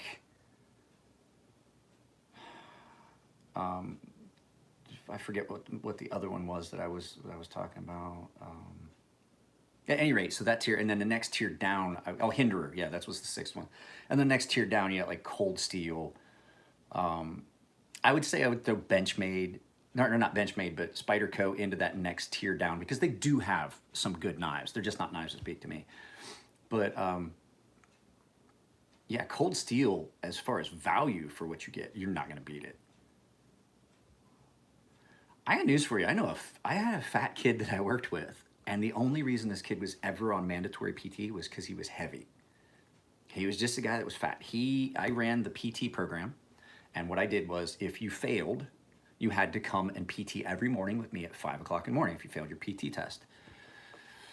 Shiros, I don't agree. I think they're overpriced, and I've seen some quality issues with Shiros. I'm just talking about knives that maybe let's throw Shiro on that top tier, but as far as price, Shiro's overpriced. So if we were going to talk value point, like, is it worth what you pay? No, I don't think so. Especially when I get the same quality out of a $150 to $200 knife. But I had a kid that worked for me. I'm not going to use his name, but he failed the PFT, the physical readiness test, PRT.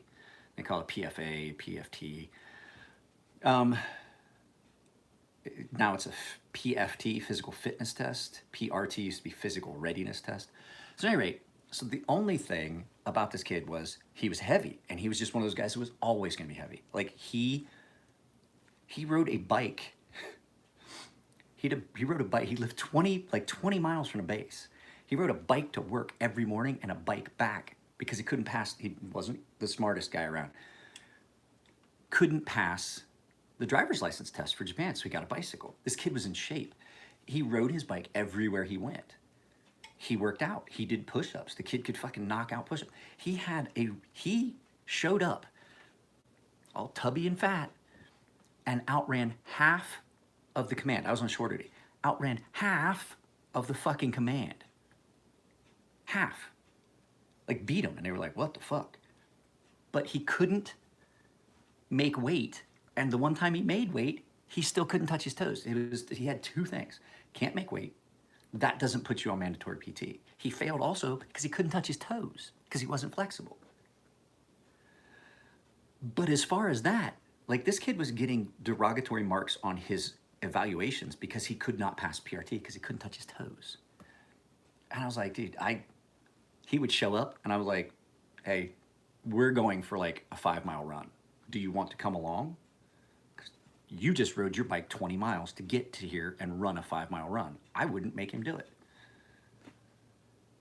I'm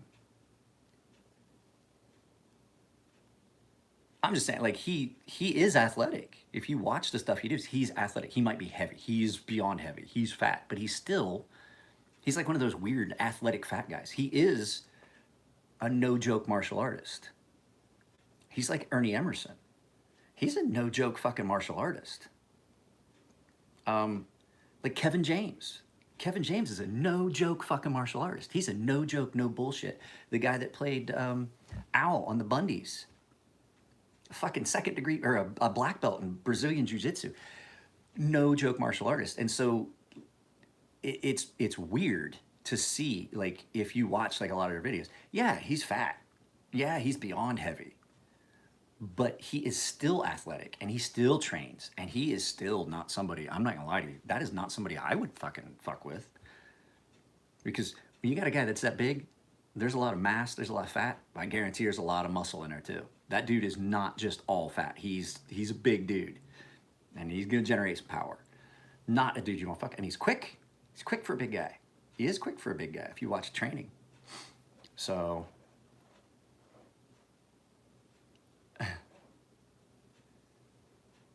I've watched sumo wrestlers train.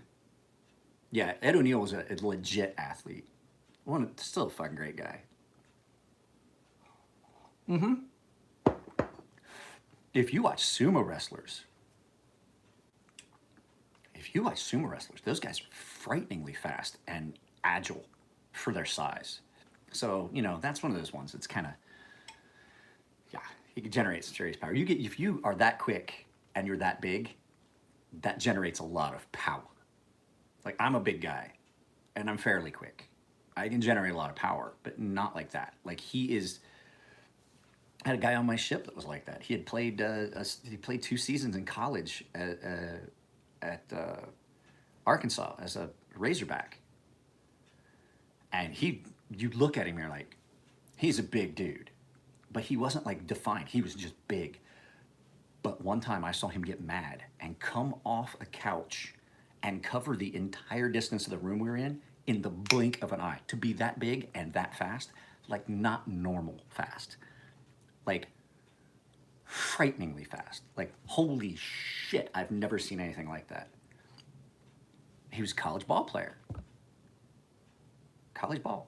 Watched him bench 505 pounds, just drop his coveralls, get under it, and fucking just do 505 like 3 times and come right back in. I was like, don't fuck with that guy. So yeah, when you have a guy that's that big, but like Chris and I were talking about it, like the worst guy on any team. Oh yeah, fast. When you're talking about like pro ball players, like I've met some pro football players and stuff like that, and like we had a guy that I knew that was had played pro ball, and then was coaching, and like that takes it to a different level because you got to remember that the worst guy on a pro team is better than any guy you ever played with in any sport.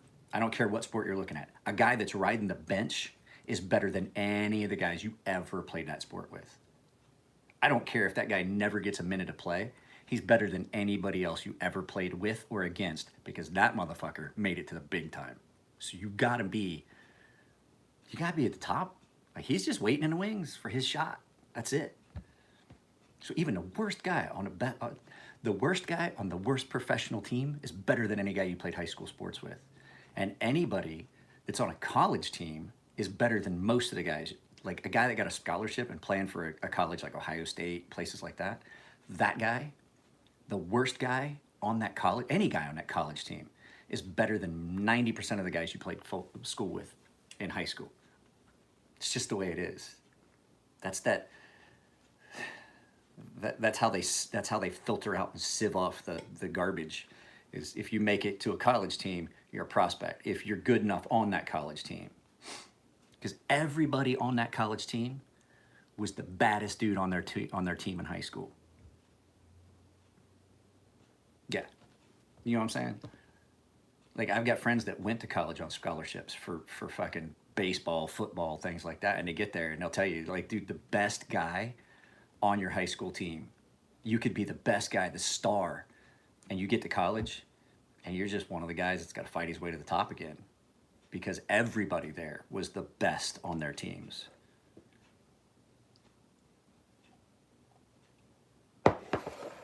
Oh boy, it's still raining. I'm hoping it stops raining.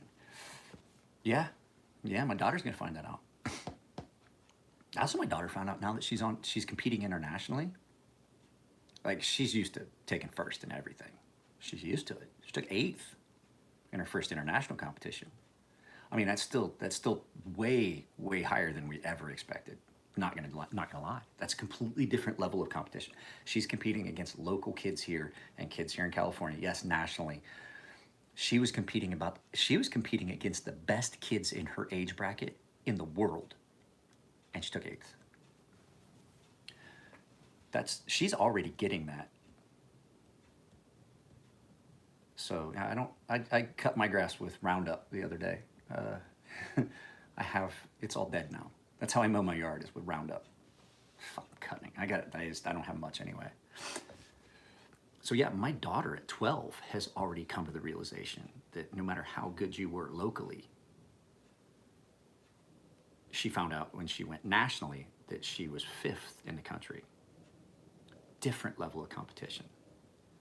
Then she stepped it up and became an international competitor, and she's getting a taste of that. And so I'm glad that skating for her is not like college, where these guys don't realize this shit till they get to college. They get to college and they're like, oh fuck, it doesn't matter how good I was before. I gotta try all over. I gotta make the starting roundup. I gotta make that starter rotation. Like I didn't just walk into this. Like, play football in high school. If you did well, you're automatically starting. Yeah, you're starting the next season. It's not like that. It's not like that. My buddy was telling me, it's like every season, starting rotation does not mean just because you were on the starting rotation last year that you're on a starting rotation this year. You got to fucking every season, you got to prove yourself on that startup rotation again. I was like, fuck, dude.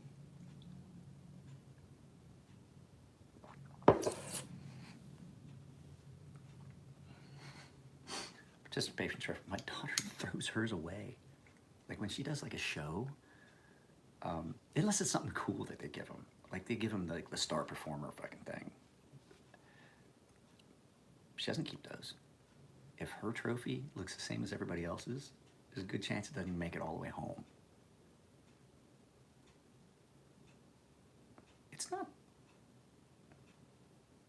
Okay. It's like 10 o'clock in the morning here. Are you in Europe somewhere right now, Alex? So yeah, we've been on here for 100 minutes. It's cool though, there's like 20 of us here. I don't know, it's up to you guys. We can stick around for a little bit. These longer live feeds are gonna be what's on, longer live feeds are what's gonna be on the membership side of the house. So like that $14.99, they said I can't announce giveaways as a perk, but they didn't say I couldn't do it. So there will be giveaways that pretty much are for just the paid subscribers, and that's just how it's gonna be. Do you think Microtech should include hardware tool as standard? No, I don't. And I do argue back and forth, and I waver back and forth on my. Matter of fact, I have a Microtech tool right here. Do I believe that they should? No. Include it? No. Should they allow you to purchase it? Yes. Should they continue to? I have Microtech tools here. I have a whole set of Microtech tools pretty much. I've got. I have most of the sizes that I would need to take apart almost any Microtech. I need the two different sizes of the tri-wings, this weird one that is for the reverse tri-wing. So I have them.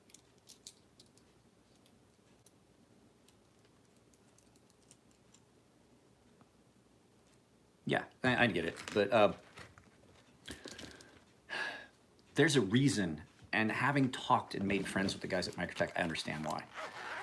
Their warranty is a very good warranty.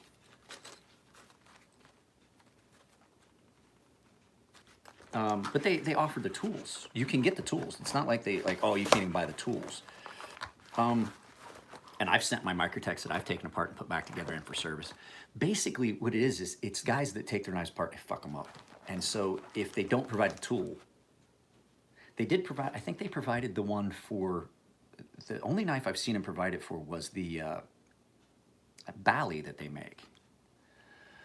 But yeah, as far as like, do I think they should? No, because then it invites people to do things. And I've seen so many people take things apart and screw them up. I get where they're coming from.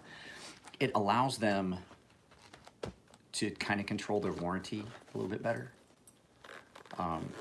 Now, like I said, I've taken knives apart and put them back together from Microtech and never had an issue and sent them in for warranty. I want to say that it was the bayonet style blade. Well, here's the thing. A lot of their knives you don't even have to take apart for maintenance. The DOC, I can spray that out. I did a video about that. Chris hasn't been in the picture for like almost 3 years now. And I have not seen, every once in a while one slips through. And that's what Tim and I were talking about. My knife might have slipped through occasionally. Even when Chris was there, it happened. Mine had some minor flaws.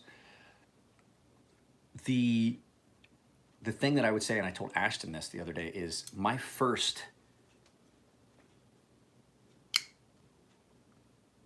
My first Sebenza was in BG something. So, no, that was something that got in it. That was mine. That was my issue. Uh,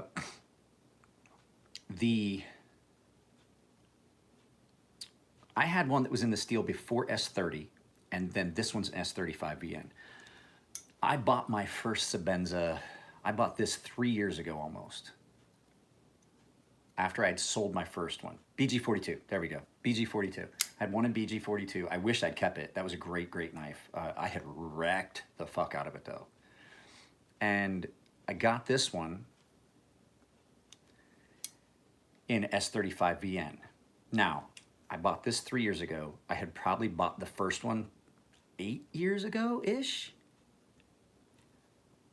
Price is still like relatively the same and the quality's still the same. So here we are in 2020 and I can get a knife that the same quality is come out at the same price. They really haven't raised their, a little, they've raised their prices a little. I mean, they have to keep up. But the fact is, relatively the same price at the same level of quality.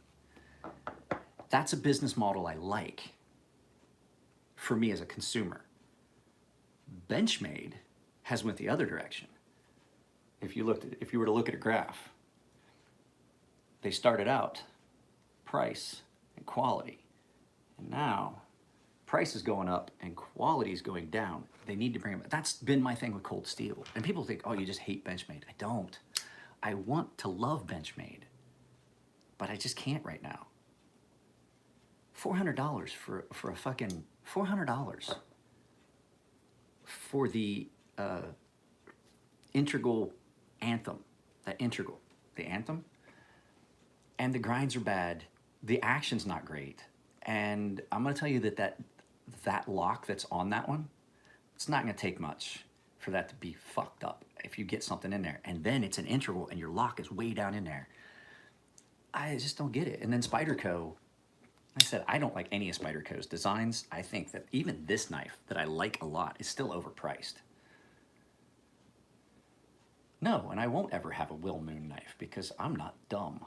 I don't have a Quartermaster either. Buddy, Adam Chavez, Flippin' Bean on Instagram, he's got a Quartermaster, and the only reason he kept it is so that he can show people that they're titanium scales. He's got a magnet just like mine that I keep here for this reason. That's titanium. Let's see. This one is probably steel. Will Moon, no, I don't want to talk about Will Moon. Because Will is the kind of guy. Will is the kind of guy that will sue you. And I don't fucking want that. I don't need that. I don't need that kind of content being taken down. All it takes is somebody to say something, and no, it's not even an Instagram story. I have to insulate myself from certain things. There are some companies that are quite litigious. They will come after you for saying things. Now, I will preface a lot of these videos by saying it's my opinion and that protects me. But this is one of those things where, yeah, hey, cease and desist, and you gotta take that video down.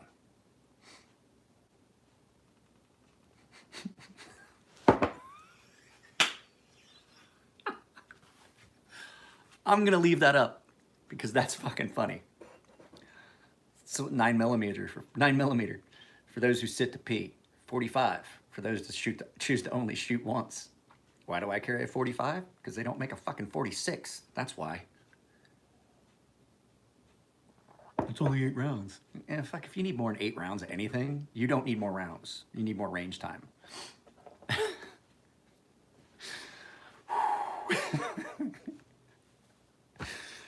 That was my dad's favorite. Why do you carry a big ass 45? Because they don't make a 46.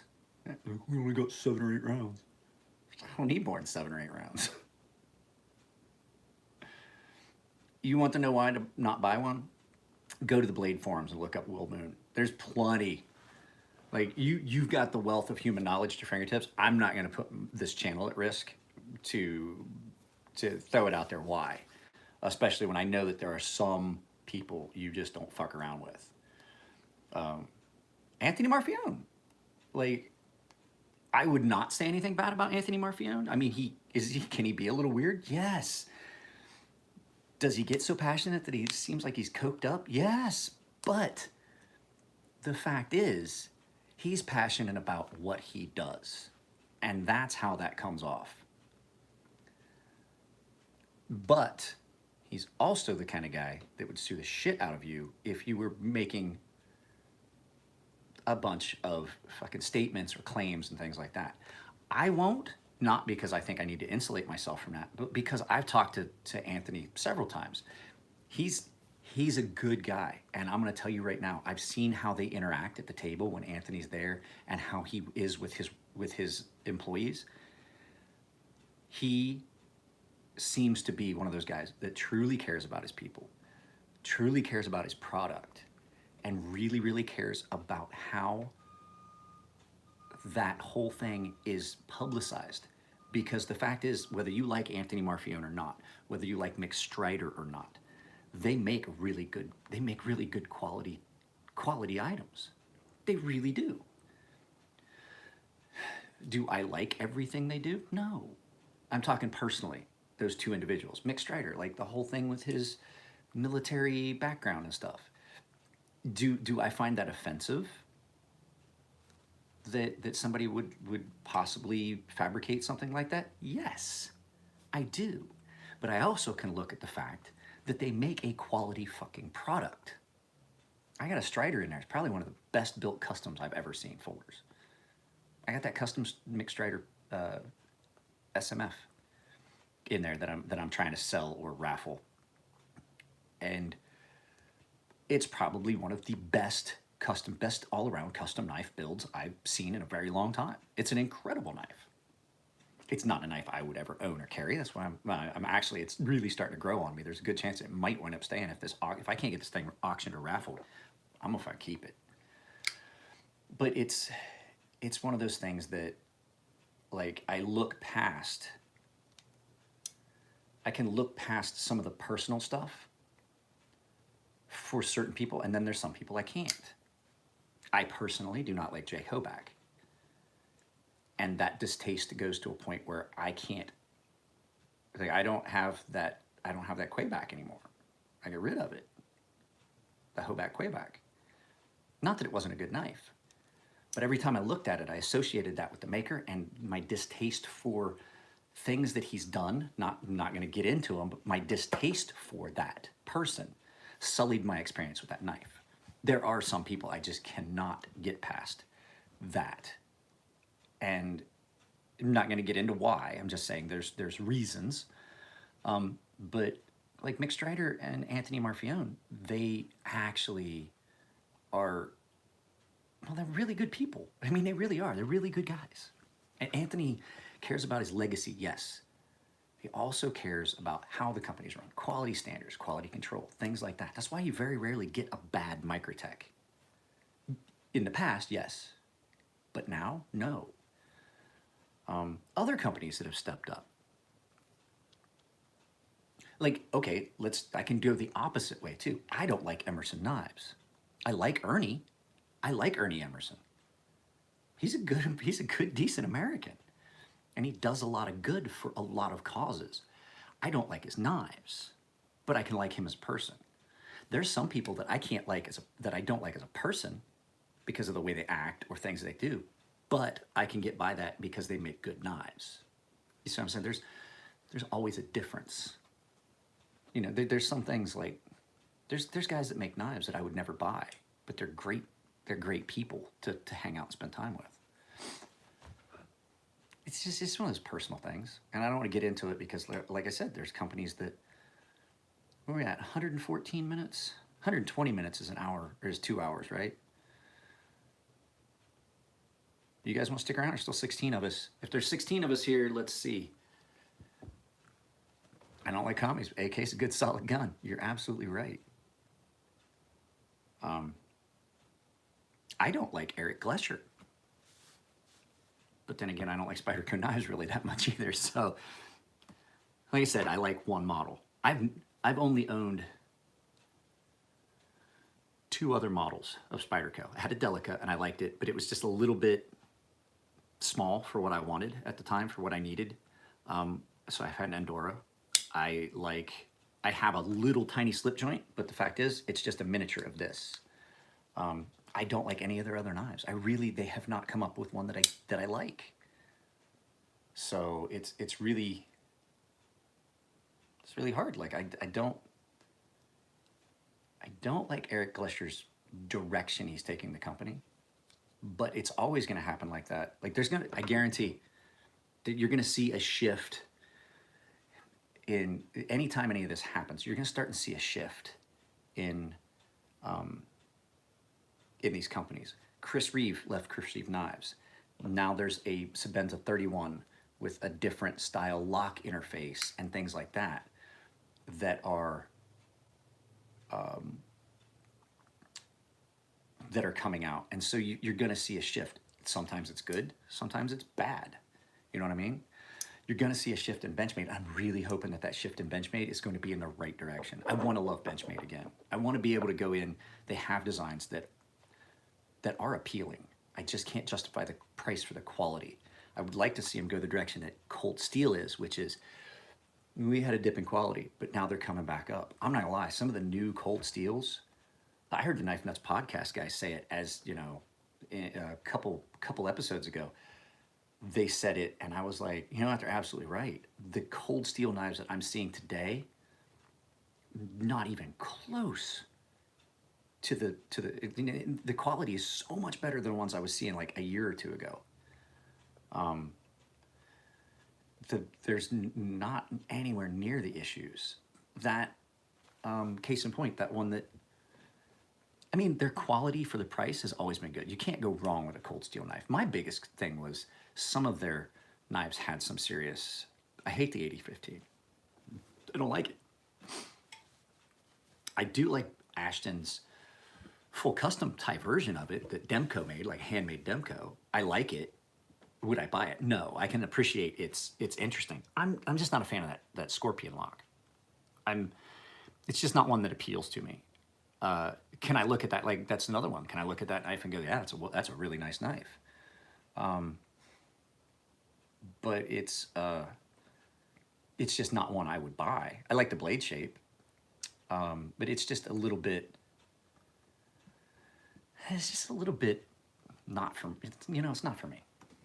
That's another one. Like I said, I can appreciate it. Pocket clips for me can be a showstopper on a knife, especially because, like I said, as a tool, I'm going to use it. Ashton is one of the fidgety guys that plays with stuff. And so for him, a deep carry pocket clip's not a showstopper, but when I'm carrying a knife, I'm working with it a lot, using it a lot. I use a knife a lot at work. I use a knife a lot at home. But like this pocket clip's perfect. It fucking really is perfect. But a deep carry pocket clip that's gonna hurt and cause a hot spot, if a knife's that's why this should not be anything that I like. To quote Nick Shabazz, it's like you have a handful of hornets. This thing is hotspot city. No idea why I like it so much. This is like the only knife I have in my collection that is only there for aesthetics. Like my Riyadh Horizon D, yeah, it's a gorgeous knife. It's best production knife I've ever owned. It still gets fucking used a lot. As a matter of fact, that's gonna be my carry today. I haven't carried it in a couple weeks. I'm gonna go get it right now. So it's just, it's just weird. The things that appeal to people. Individuals. Oh, my back hurts today. What did I dream about? Yeah, this gets used constantly. God, that is comfortable. That is comfortable. I stepped in something sticky somewhere, which means that my daughter or I have dropped something somewhere.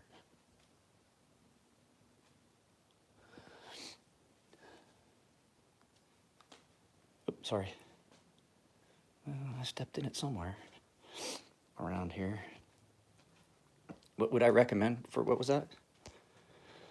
What do you recommend for maintaining and sharpening one of the Cold Steel Tough Lights? Just simple stone. Yeah, bingo, thank you. It's not hard. They're simple. In all honesty, with that, for a long period of time, you could probably get away with get a good sharpen on it, and then just touch it up on a ceramic rod. That's what I do on this. When I come home from work every day, I haven't worked in a couple weeks, this thing's sharp as fuck. When I come home from work, first thing I do is I take this out of my pocket before I put it on the counter, hit it up on the ceramic rod, and that'll get me by having to sharpen this. I only have to touch it up on stones like maybe once a week, if that. And then it's just a fine touch up because it's really thin. So, what did I step on or in? It looks like glue. It doesn't have any smell. It's something sticky. So these socks gotta go in there. Huh. I stepped in something. It means I gotta look around and see what got spilled. And then I need to sweep and mop. I haven't swept and mopped in a day or two. But how do you rate Todd Begg Glimpse? Haven't seen it. Like I said, guys, if it doesn't show up for sharpening, I don't see it. I'm so invested in doing this channel and the stuff that I do and working with knives, and I don't follow any other knife channels. By the time I get done shooting a video, and like this live feed, we're at 2 hours. I don't have to do any edit on this, but when I shoot a video, like when I put it up and the transitions and the editing and changing the audio and removing the shake and removing background noise and things like that, each one of those actions is its own separate part of editing. And it takes a while, and then I have to load the video to YouTube, and then after the video loads, I have to go in and that's where I put in the end screen stuff. So, you know, by the time I've done all that, I'm just tired of knife stuff. And especially like right now, I'm doing a lot of sharpening. I've had a lot of stuff come in for sharpening. It's nice. But by the time you've done all of that, and it's like 9 o'clock at night, and you're finally done with all the knife stuff for the day, last thing I want to do is watch a video about knives or research more about knives. I may sit down and draw something out. What was that? Who's what? I sharpen. There are some steels, yes. SM100, which is not a steel. That's a titanium a titanium and nickel alloy. You can't start it on a coarse grit stone. It does not, it doesn't respond. It fights you, and all you do is wear your stone. You can't sharpen it on diamond, you can't sharpen it on ceramic. It is completely different animal because it wants to stick to stuff and it doesn't want to cut. I don't start, the coarsest stone that I sharpen SM100 on is 400 grit. And if it's not in bad shape, I'll start at 600 grit. And then take it up, depending on a customer. Like Nikos, I did Nikos up to 10,000 the other day and then stropped it out. But the fact is that, like, it's not a regular kind of steel. For M4, same grit progression as all my other harder steels. I start on a coarse diamond to set my edge bevel and remove any chips. I remove my burr, then I go to a 250, 650 on diamond. Then I go from 650 to 1100, 1100 to 2300, 2300 to 4000, 4000 to 8000 on some other stones that I have. And then I finish up on my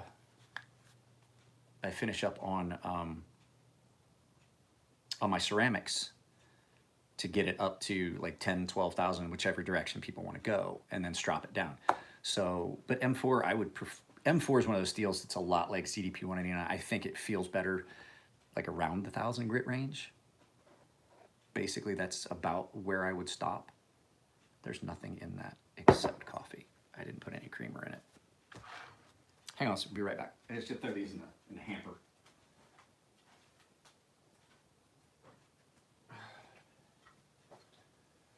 So, I think it has stopped raining, but it's supposed to rain all day, so. But,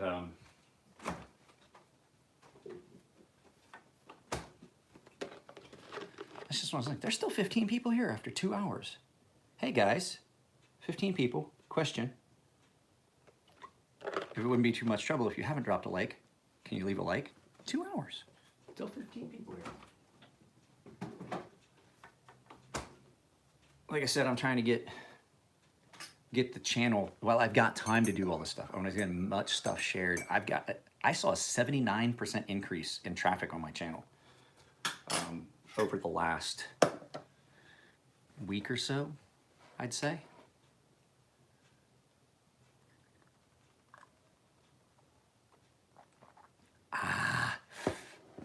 Go Juice, Lifer Juice. That's my carry for today. God, I love this knife. It's all around about perfect. Like, I mean, they really knocked it out of the park when they made this knife. And I told Dave that, like, he actually had some, I was like, Dave, you know what? You know, I don't, this is it. And then he showed me, he's got some Timascus ones that were on the table. I was like, ooh, wow. And I showed him this one. He's like, my favorite knife. And I was like, yeah, I like the Horizon D2. And he's like, no. And then Liang Ma was like, said something. He's like, oh no, he means he's seen pictures of yours. Like, this one is his favorite knife. Like the little modification I made to this and then all the anno. He's like, your knife is like, because I've sent him pictures of it as it progressed, you know, the different progressions of things that I've done with the knife and different annos and things like that. God, that snap. And it is fucking crazy how sharp this thing is. I think that their M390, like their heat treat on their M390 at Riyadh and the heat treat on the 20CV at WE, they do it at the same place. Probably some of the best production heat treat out there. This knife holds an edge for fucking ever. So does the 20CV coming out of my Stonefish. Holy crap, that thing holds an edge well. I've done a bunch of shit with mine that I probably shouldn't have. I've tried to break mine a few times. I just wanted to see. And then I watched Eric at Outer Limitless. And I was like, wow, he put it through some paces. I didn't have any thoughts that knife would not hold up to what he was doing. I was just curious to see if it would make it, and it did. It really did. And they were like, dude, it is still, like Eric was like, it held that edge even after batoning it through frozen oak and striking a ferro rod with the edge of the blade.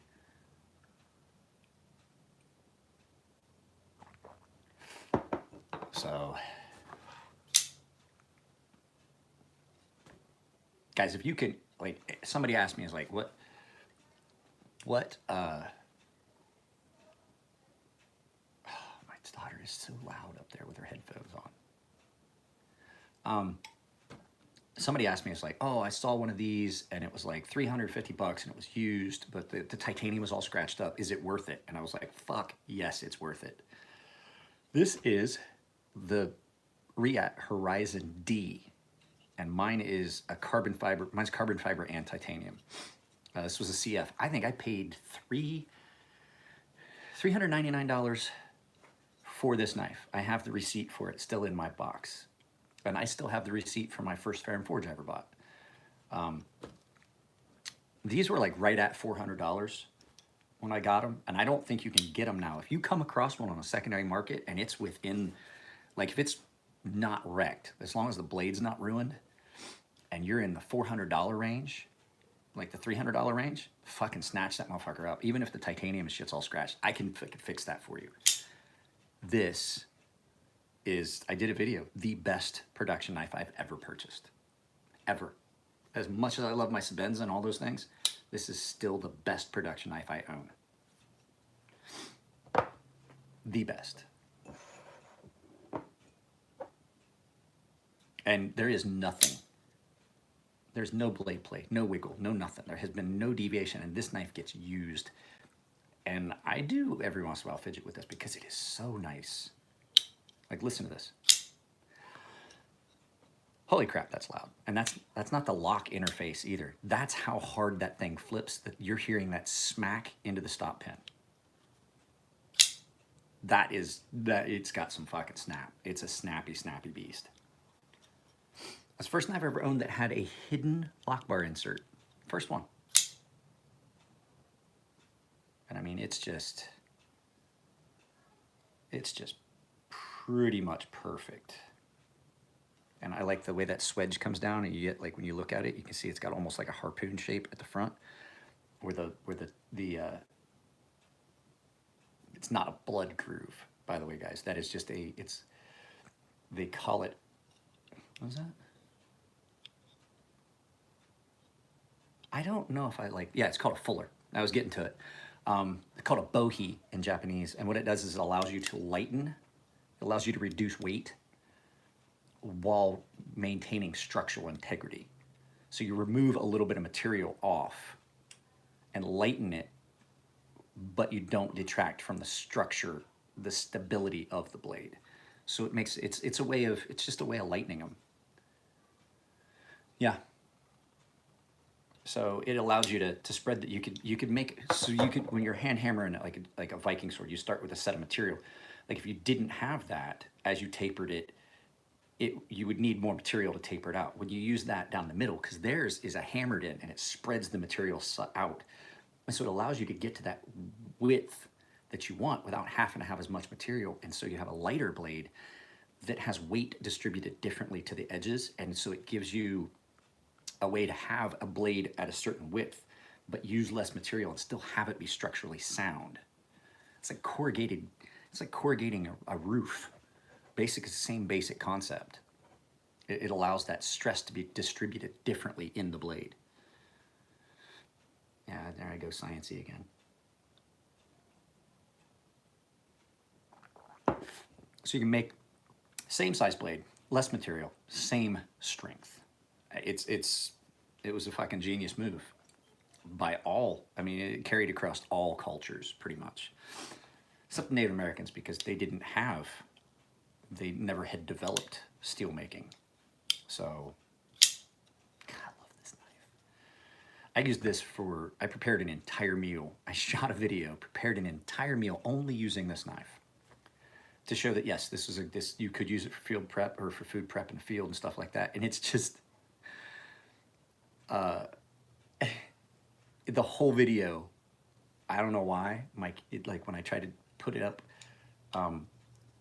it was all choppy, and there was like a band across the middle of the entire fucking video.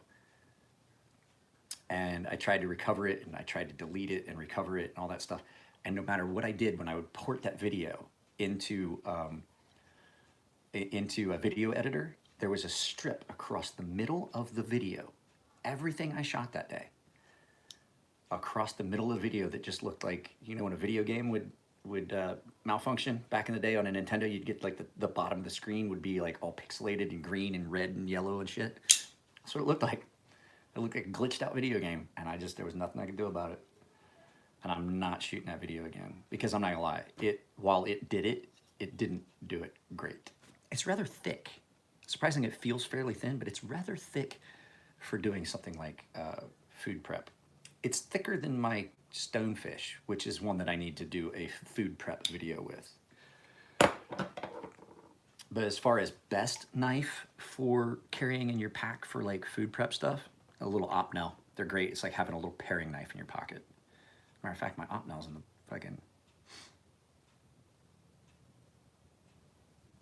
I hate the Caribbean. That's a kitchen knife. And when you feel,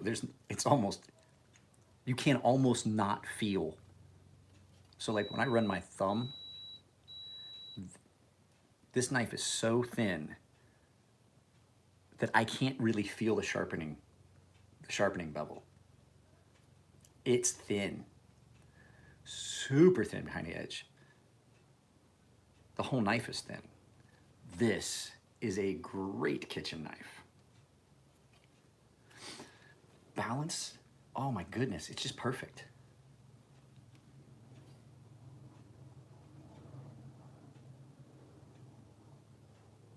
Everything about it. I find everything about this just perfect.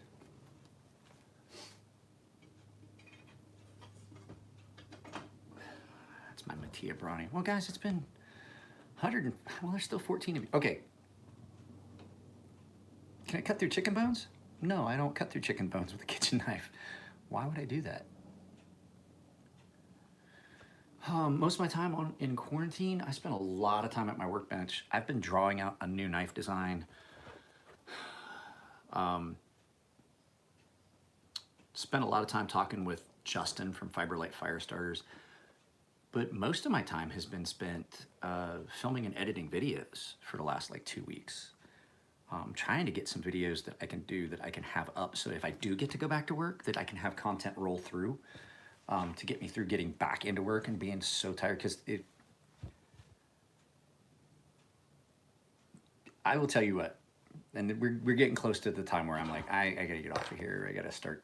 I've got stuff I want to do, house stuff. I'm not doing any work today. Like I'm not sharpening knives or anything today. I don't think. It's raining, and it's Saturday. And I would kind of like to just spend some time with my wife and kid, because I've been trying to stick to a schedule of doing something productive, as if my business was back up and running in full force like it was beginning of last year. Because it keeps my mind off the fact that I'm not making any income. This window has now sprung a leak, and I have to probably replace this entire kitchen counter because I didn't realize that as the rain was coming down at the bottom sill, it was leaking through, and my kitchen counter hangs about a foot over into the yard because this big bay garden style, here, I'll show you what I'm talking about. We have one of these big bay garden style windows. So actually, the actual wall of the house stops here, and then it runs out that way. And so this window was leaking. And so now that entire counter, the entire underboard is soaked because it rained for like, it's been raining for like 2 weeks.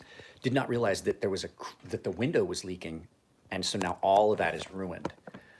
And so I'm flipping out about that because my homeowner's insurance, my minimum deductible is $1,000.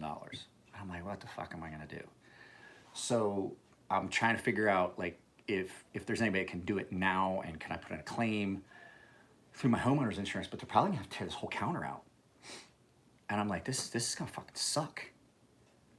So, you know, so I've been doing stuff to keep myself distracted from that. So it's pretty stressful. So, but I don't think that there's anybody that can even do that right now. So I'm just trying to keep my mind off of some of that stuff, because when I go back to work, I gotta figure out a way to get, so I'm trying to design knives, I'm trying to get stuff up here, trying to get the membership going. All that stuff is generally business related stuff. And so I'm just trying to stay busy, or I'll lose my mind thinking about the fact I have to replace that window and pay my franchise tax board before I dissolve the LLC. I can't dissolve the LLC until I pay what I owe to the California Franchise Tax Board, which is not a small amount. I didn't pay last year, so that's another $2,000 almost. I just didn't have any money to do it. Guys, let me get off of here. Yeah, that was my closing thoughts. That, and I'm gonna do a video. I have some of the Ferrum Forge execs here. I'm gonna try and get that video done today, but yeah, I'm gonna treat today like a Saturday. I might get a video shot today, depending on what my wife wants to do. But like I said, today I wanna clean up the house, and I need to clean. My dog lays on the couch and licks, and then she leaves like slobber stains on that microfiber couch of mine. So I gotta get the carpet cleaner out and just clean that up. So it's not dirty. It just looks dirty. There's water spots all over the couch right now from where she lays, and she'll lick her foot or stuff, and then she gets a big wet spot. Or if something got dropped on it, she'll lay there and lick it, and then there's a big wet spot on the couch. So, yep, started raining again.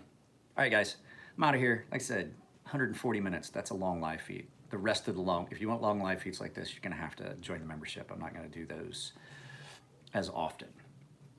Membership stuff, I'll let you guys know. You should see it soon, and I will try maybe today to do another Netflix party, and I'll put a link on the communities tab. Just go to my channel occasionally and check the communities tab and see what posts I've put up, because there's probably going to be information about stuff that I'd be doing like that. So take it easy, guys. I'll talk to you later.